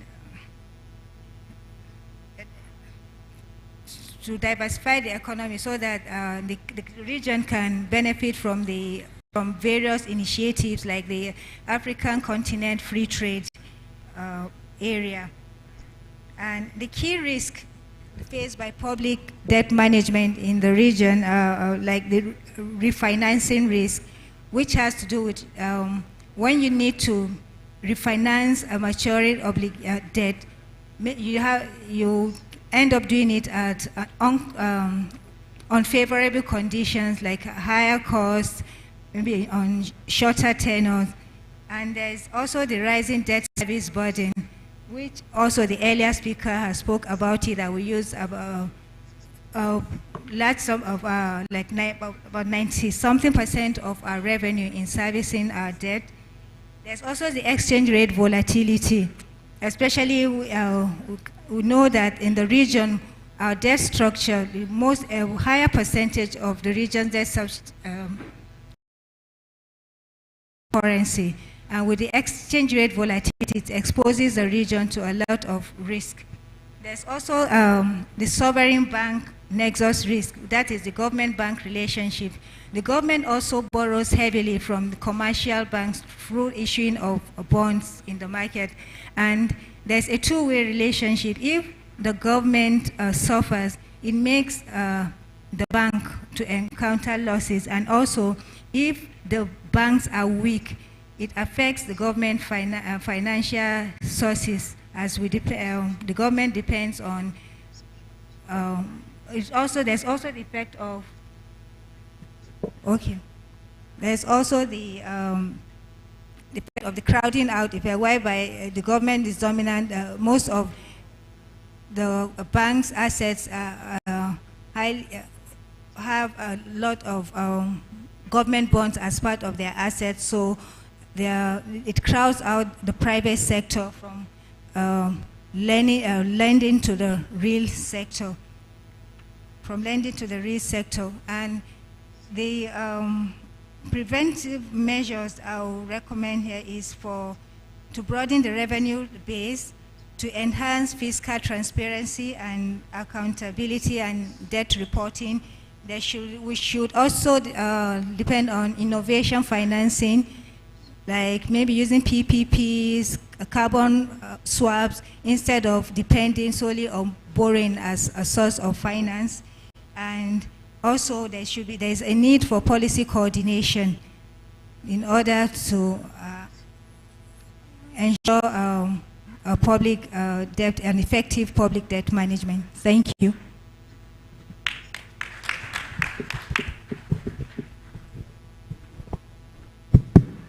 Thank you very much, Madam. I think you have highlighted a number of challenges, but also given us some recommendations, among them proper debt reporting, innovation, policy coordination, and so on. We are going to move on to the next panelist, and that is to my immediate right, Mr. Shaka Kanyito Chira, the Auditor General of the Federation. He's going to speak to us in terms of how the AG works with PAC. Thank you very much. Let me first of all correct you. I'm not the Auditor General of the Federation, but Auditor General for the Federation. Thank you. Yeah, the topic, the theme of this conference, sustaining parliamentary oversight of public debts, the role of finance and public account. And what I'm discussing on is working with SAI, which is the Auditor General for the Federation, civil society, and the media to strengthen oversight. A lot has been said about public debts.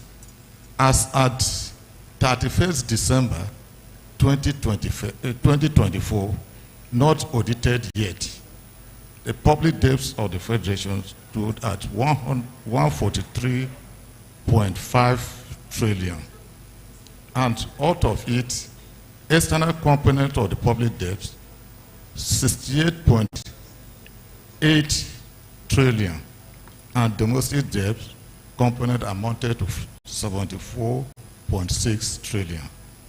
Then, my role as the head of the Supreme Audit Institution of Nigeria, 1, providing evidence-based reports on public debts by conducting audits that supply the Public Accounts Committee with factual and reliable data. Serve as the primary source of professional, independent financial analysis, guaranteeing objective and credibility in reporting on public debts. Debt sustainability, I examine compliance with borrowing laws, Fiscal Responsibility Act, assess the sustainability of debt level and repayment capacity through performance audit. Situation whereby borrowed money value is not derived from the borrowed money, I report to the Public Accounts Committee. Verify whether the borrowed fund deliver tangible value for citizens through performance audit. Supporting the Public Accounts Committee That is, I offer technical advice and analysis to empower legislative scrutiny, because it is not all legislators that are in the 10th Assembly that will come in the next Assembly. So we provide analysis, technical services to them. We provide a comprehensive audit report, including a dedicated chapter on debt management, act as the eyes and the ear of the public account committee. Promoting transparency and accountability, we publish our audit findings in a timely and accessible manner. We enhance citizen trust by reporting misuse, misreporting, or mismanagement of debts. Strengthening public financial management, we recommend reforms to improve debt recording, reporting, and monitoring. Capacity building, we develop in-house expertise to audit complex audit instruments, because we thought the professionals that have depth knowledge of how public debts are audited will not be able to get exactly what it's all about. We also collaborate not just with the National Assembly, we collaborate with the civil society and the media by providing verified, reliable information that CSO and the media can use. Engage stakeholders to ensure audit findings are widely disseminated and acted upon. We safeguard the fiscal democracy because, as I earlier said, if money are borrowed, we ensure that they are genuinely used for the purpose for which the funds are borrowed. Then, at the global stage, we use the standard we use Intosai standard, ICE standard, which encourages SAI to collaborate with Parliament with maintaining independent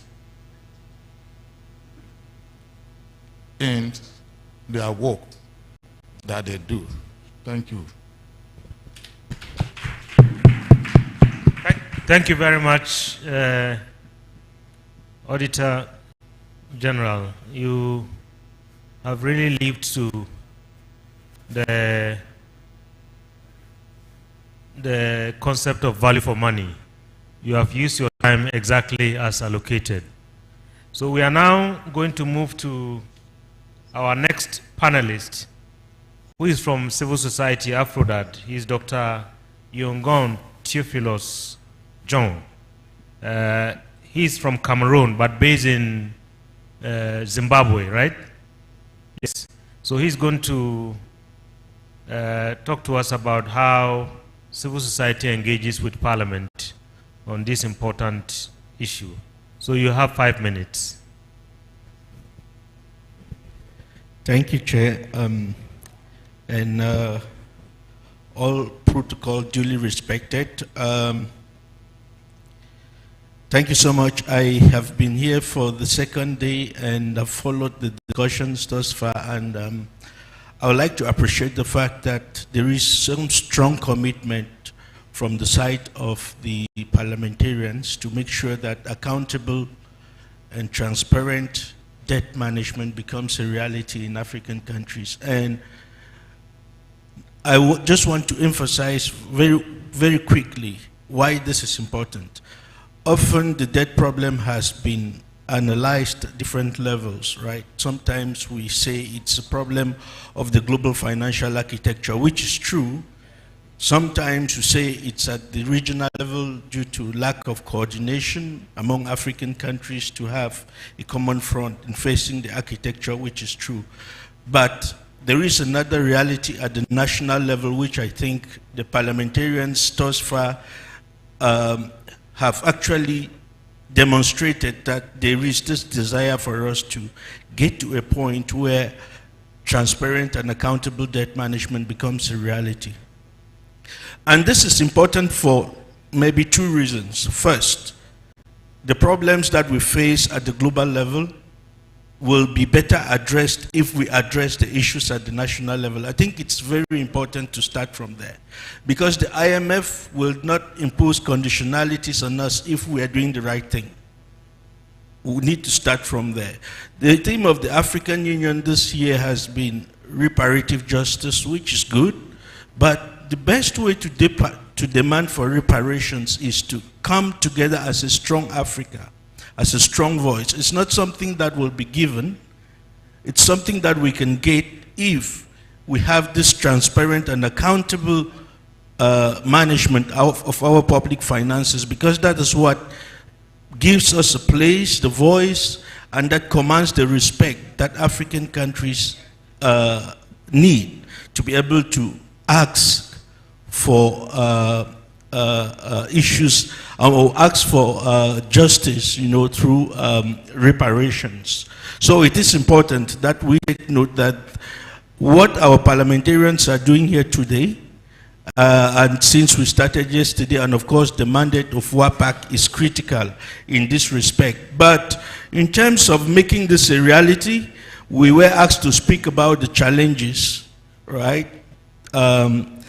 But very quickly, I will also want to say there is nothing new here. We know what it takes. We have the expertise, but I think there is one curve that we need to negotiate, that curve, which is the political will to make sure that all of this becomes a reality. Parliamentarians have cited the challenges thus far, right? And we will only overcome this if the political will is there, because there is nothing new in all the conversations that we are having. Then lastly, from Aphrodite's side, what we are doing in terms of working with partners like the SAIS and the media. Of course, we are open to partnerships with all African organizations that are working on these issues. We have not worked with SAI directly, but we have a very good relationship with AfroPAC, SADCO-PAC. We have a very good relationship with the SADC Parliamentary Forum, where we piloted some work on a model law on public finance management in Southern Africa. And of course, we're also delighted to have this opportunity to be able to engage with PAC, and we look forward to taking this, engagements forward in more concrete partnerships that can help us,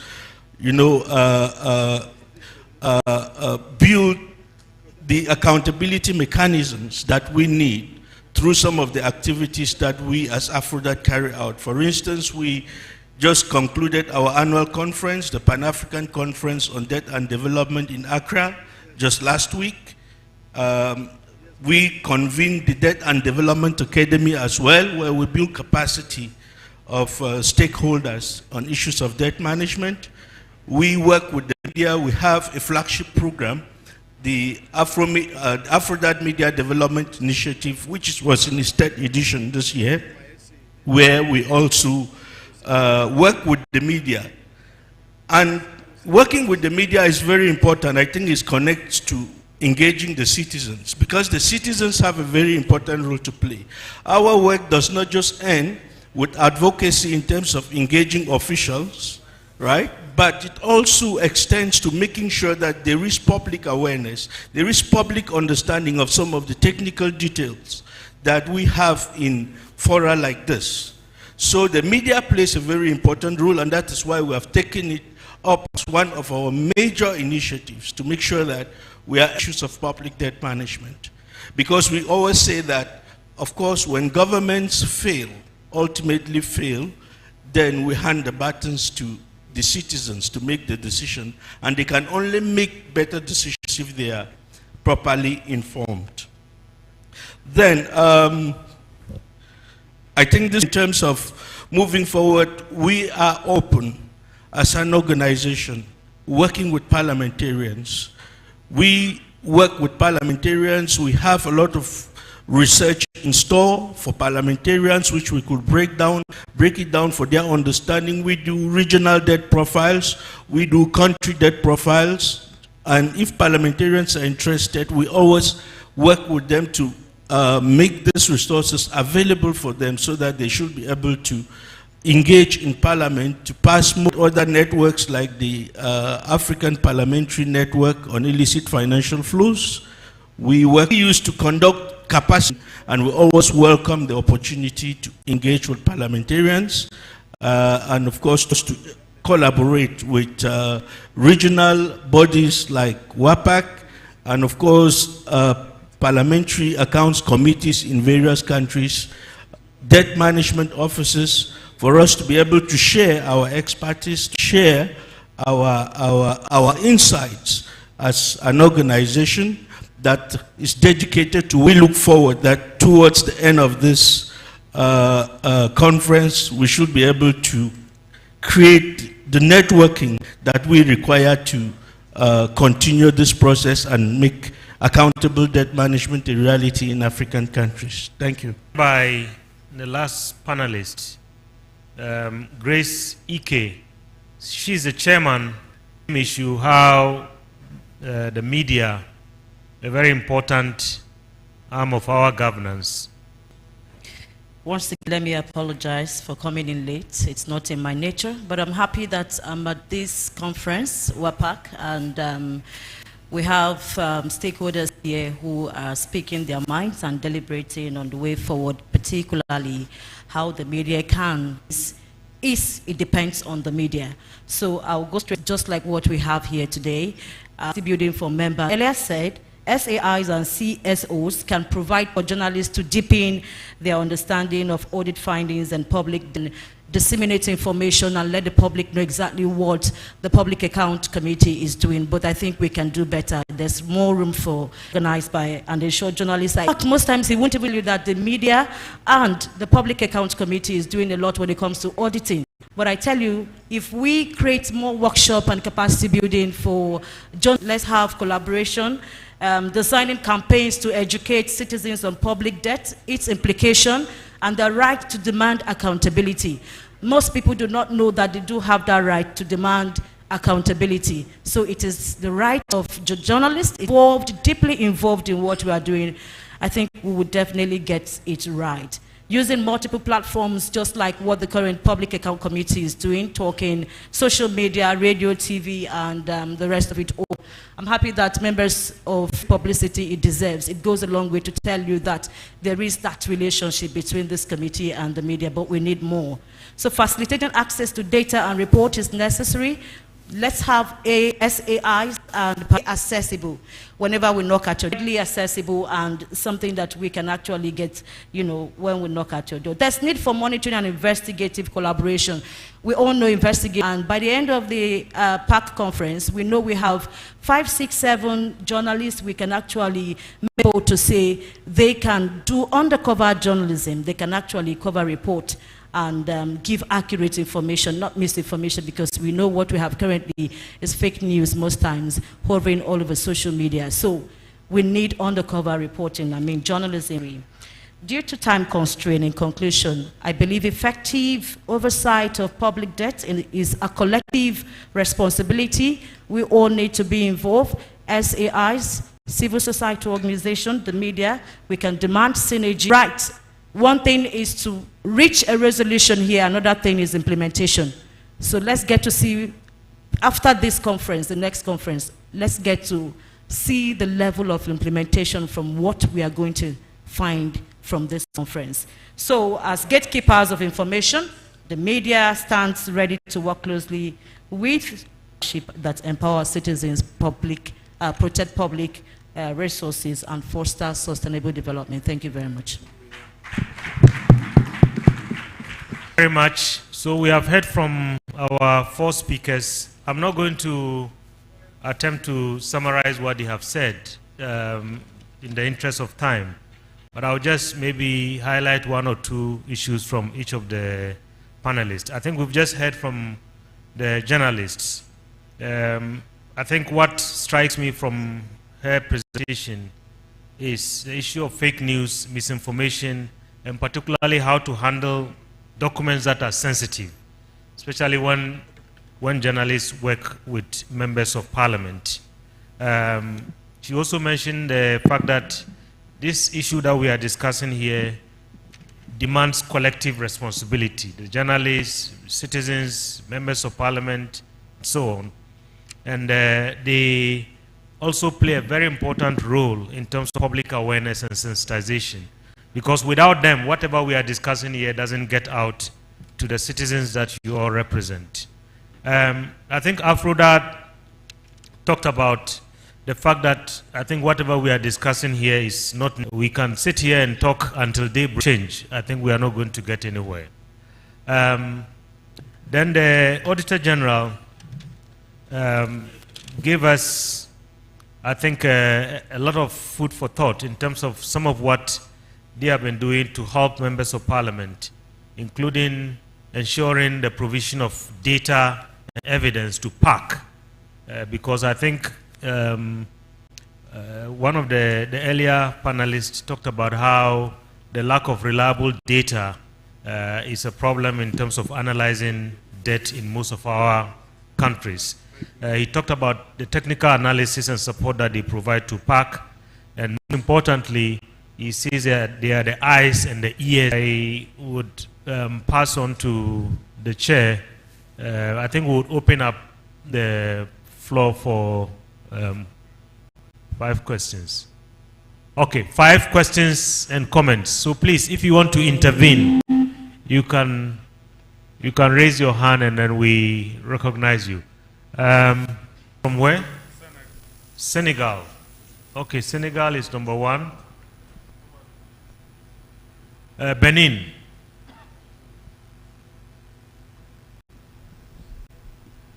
Then which country is that? Nigeria.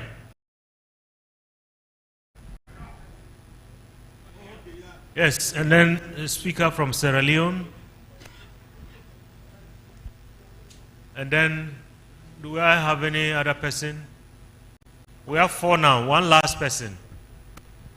Honorable Semoji from Togo. Merci beaucoup, monsieur le modérateur. Voilà. 1 minute, s'il vous plaît. D'accord. Can you... Pour renforcer la surveillance de la dette publique au Sénégal, il faut établir une collaboration formelle entre la Cour des comptes et les organisations de la société civile, n'est-ce pas, notamment les médias.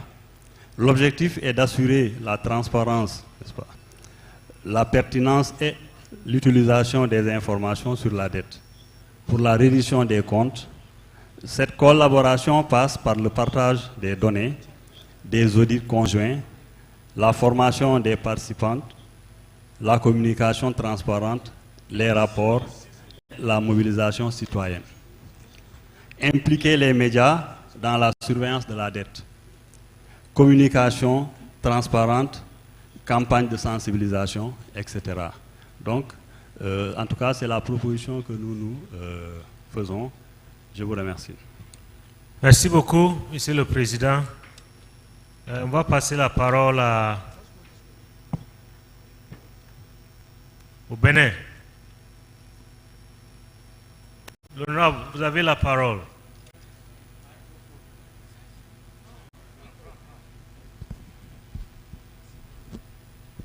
Merci, chers tous. Je pense que pour définir le rôle des PAC par rapport à la gestion de la dette publique, il faut d'abord commencer par s'assurer que les députés ont une bonne compréhension de la gestion de la dette publique, des instruments et des notions y afférents.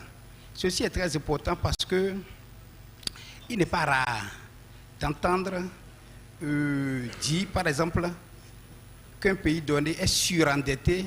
Vous voyez, beaucoup de commentaires, même que les parlementaires ne comprennent pas forcément de quoi il est question. Donc ça passe d'abord par le renforcement de la capacité des parlementaires.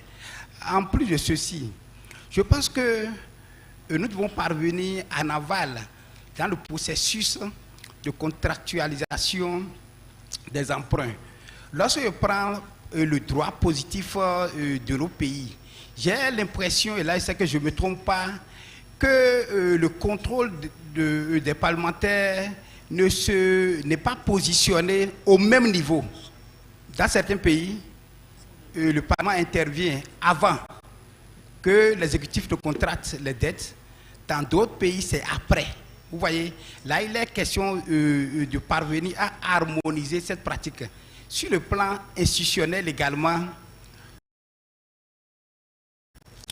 en plus de la fonction de la mission de contrôle de l'action gouvernementale dévolue à l'Assemblée, nous avons la Cour des comptes qui, dans sa mission administrative d'une part et dans sa mission juridictionnelle d'autre part, essaye d'appuyer également l'Assemblée nationale dans le cadre du contrôle de la gestion de la dette publique. Je ne sais pas si c'est la même chose dans les autres pays. Il est question également de parvenir à une harmonisation sur le plan institutionnel. Ceci est très important. Pour aller un peu plus loin, notre pays, le Bénin, avait eu de grandes difficultés. Le Bénin était cité parmi les pays pauvres très endettés à un moment donné. Mais aujourd'hui, pour ne pas dire qu'au 31 décembre 2024, notre taux d'endettement s'établit à 53,7%. Vous voyez, du PIB, alors que nous avons le droit d'aller jusqu'à 70%. Si nous notons dans notre pays une amélioration aussi nette de la situation de la gestion de la dette publique, c'est dû aux efforts qui ont été consentis et plus particulièrement au reprofilage de la dette. Ceci est une notion qu'à mon avis, tous les parlements doivent essayer d'approprier. Et je voudrais expliquer un peu en disant que notre portefeuille de dette a été assaini, c'est-à-dire que les passifs toxiques ont été nettoyés, remplacés par les emprunts à long terme, les emprunts à taux concessionnels et qui nous offrent une période de différé assez importante. Pour me résumer, il nous faut allier et technicité, c'est important, et en même temps harmonisation des cadres juridiques et institutionnels. Je vous remercie. Merci beaucoup, Honorable. We'll move on now to Nigeria. Appreciate the panelists. Actually, my question goes to the Office of Auditor General for the Federation. Now, you've highlighted some of your collaboration and function with PAC in the National Assembly. I just want to use this medium to seek further clarification. Whether your office has a separate report on the audit of the account of the Federation, quite different from the audit reports on the public debt management of the Federation. Is it a combined report or a separate Nigerian? Audit reports laid before the House of Assembly for the consideration of PAC. Now, are there any collaboration between your office, as Office of the Auditor General for the Federation, with some offices of Auditor State in terms of addressing some of the challenges some of these, Auditor General face in terms of, having their reports on the account of the state as at when due presented before the House of Assembly for consideration? Thank you. Thank you very much. I think this is the only question we have. I think the rest, most of them were comments and contributions. We now take the Right Honorable Deputy Speaker from Sierra Leone.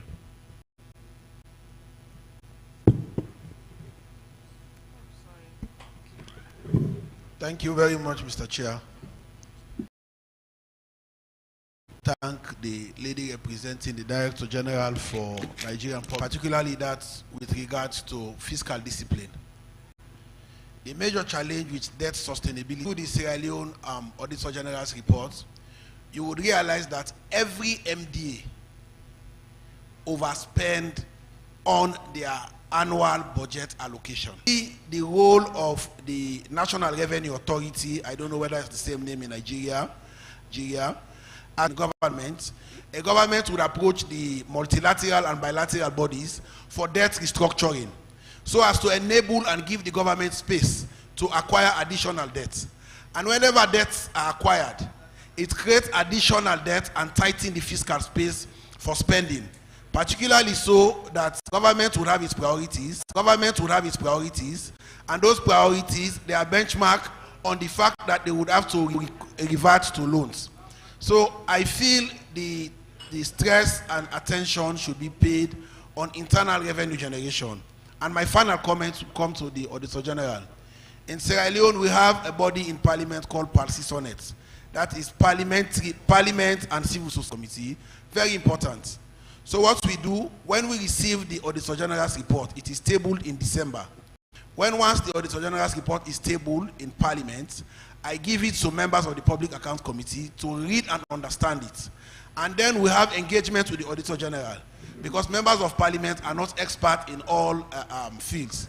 Some people study political science, some study economics, some study social work, but you bring them into the committee because you feel they have desire and desires to work. So we have an engagement with the Auditor General, and then we proceed. So for the Auditor General's work to be meaningful, it is incumbent on Parliament to go through the report before it in a timely manner and make its own report public, so that the public can understand exactly the recommendations made by the Auditor General. Those are my comments. Thank you. Thank you very much, Mr. Speaker. Je passe la parole à l'honorable Semoji. Honorable, behind you. Merci, monsieur le modérateur, Dr. Rachid. J'ai une question et un commentaire. La question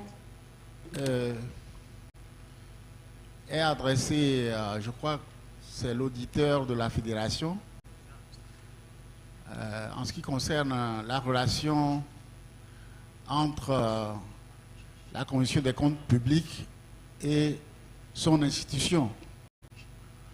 Dans notre premier, la présentation du Bénin montrait qu'il y avait un partenariat formel entre la Cour des comptes et la Commission des finances. Je crois que l'auditeur qui est intervenu tout à l'heure disait que son institution est les yeux et les oreilles de la Commission des comptes publics. Est-ce qu'il y a un partenariat formalisé, comme c'est le cas au Bénin, qu'on nous a présenté aujourd'hui, entre l'auditeur général, enfin, l'auditeur de la Fédération et la Commission des comptes publics? Ça, c'est ma question. Le commentaire, c'est une réflexion à haute voix que je fais. Parce que aujourd'hui, depuis hier d'ailleurs, on a parlé de l'architecture financière mondiale, on a parlé de l'analyse de soutenabilité de la dette. Mais ce qui se passe dans le monde aujourd'hui montre que l'architecture financière mondiale est dominée par une partie du monde, c'est-à-dire les pays développés. Alors, le monde est en train de trouver des approches de solutions à cette domination. Par exemple, on a vu la création des BRICS, on a vu un certain nombre d'institutions ou de déclarations ou même de concepts qui montrent que l'Afrique doit faire sa propre histoire. L'Afrique doit trouver son propre chemin.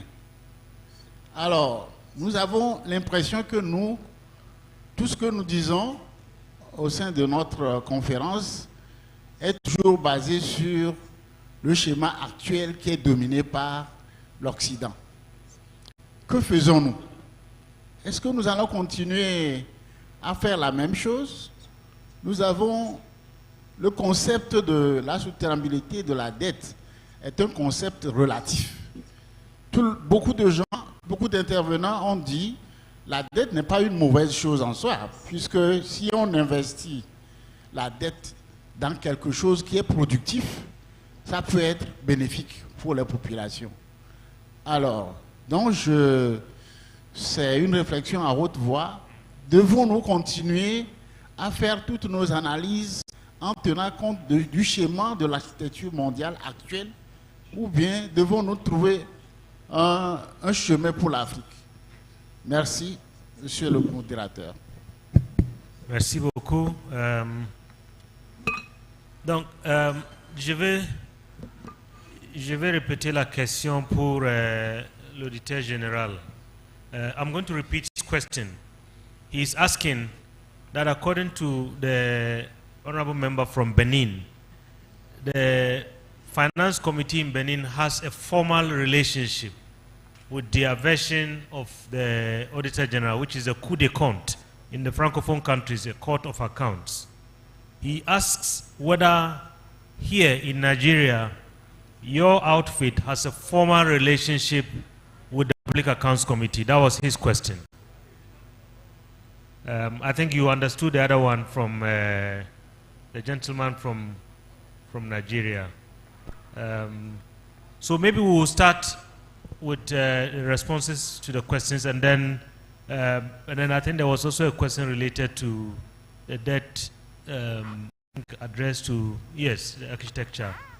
And then maybe if any of you wants to make any commentary. So Auditor General, we'll start with you.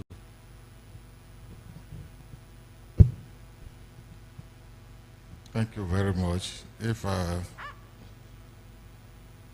Well, I will start with the last question, whether we have a formal relationship with the Finance Committee. If all our reports provide enough of financial, though we submit our report to the National Assembly through the clerk, and it is the PAC, Public Accounts Committee, that sits on the Auditor General's report. But once some document is submitted to the clerk of the National Assembly, that functions, as I already stated in my comment. Then the other one, somebody asked of CRF, Consolidated Financial Statement, and the public debt. Yes, as earlier said, there is a chapter in Auditor General's report that we comment on public debt, but mostly it is periodic checks and a financial audit. But we have our report to the Public Accounts Committee through the clerk of the National Assembly. So any committee that wants to get information from the Auditor General's report can be the clerk of the National Assembly can get. But constitutionally, we work mostly with the Public Accounts Committee of the National Assembly, the Senate, and the House of Representatives. Thank you. And okay, there was a question of sub-regionals. We are, for now, we are not directly working with the sub-nationals, but I think with the present constitutional amendment which is going on, the committees are working on it hand in hand with the sub-regionals. Thank you very much. Thank you very much, Auditor General. After that, do you want to intervene? Yeah, very briefly, so that we can. Yes, thank you. The question came on global financial architecture and the fact that the debt, you know, this question on public debt management is actually, or debt in general is actually dominated by the global north. I think we'll also encourage that this problem is perceived, the nature of the problem, because when you don't get the nature of the problem, it's also national level to get our institutional frameworks in order to get the political will. There is an important piece that has been largely missing in our conversations here, which is regional coordination among African countries.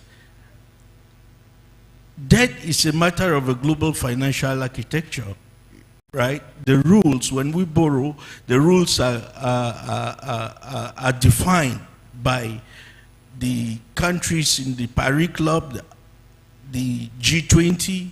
These are the countries that write the rules of lending, right? We borrow on their terms.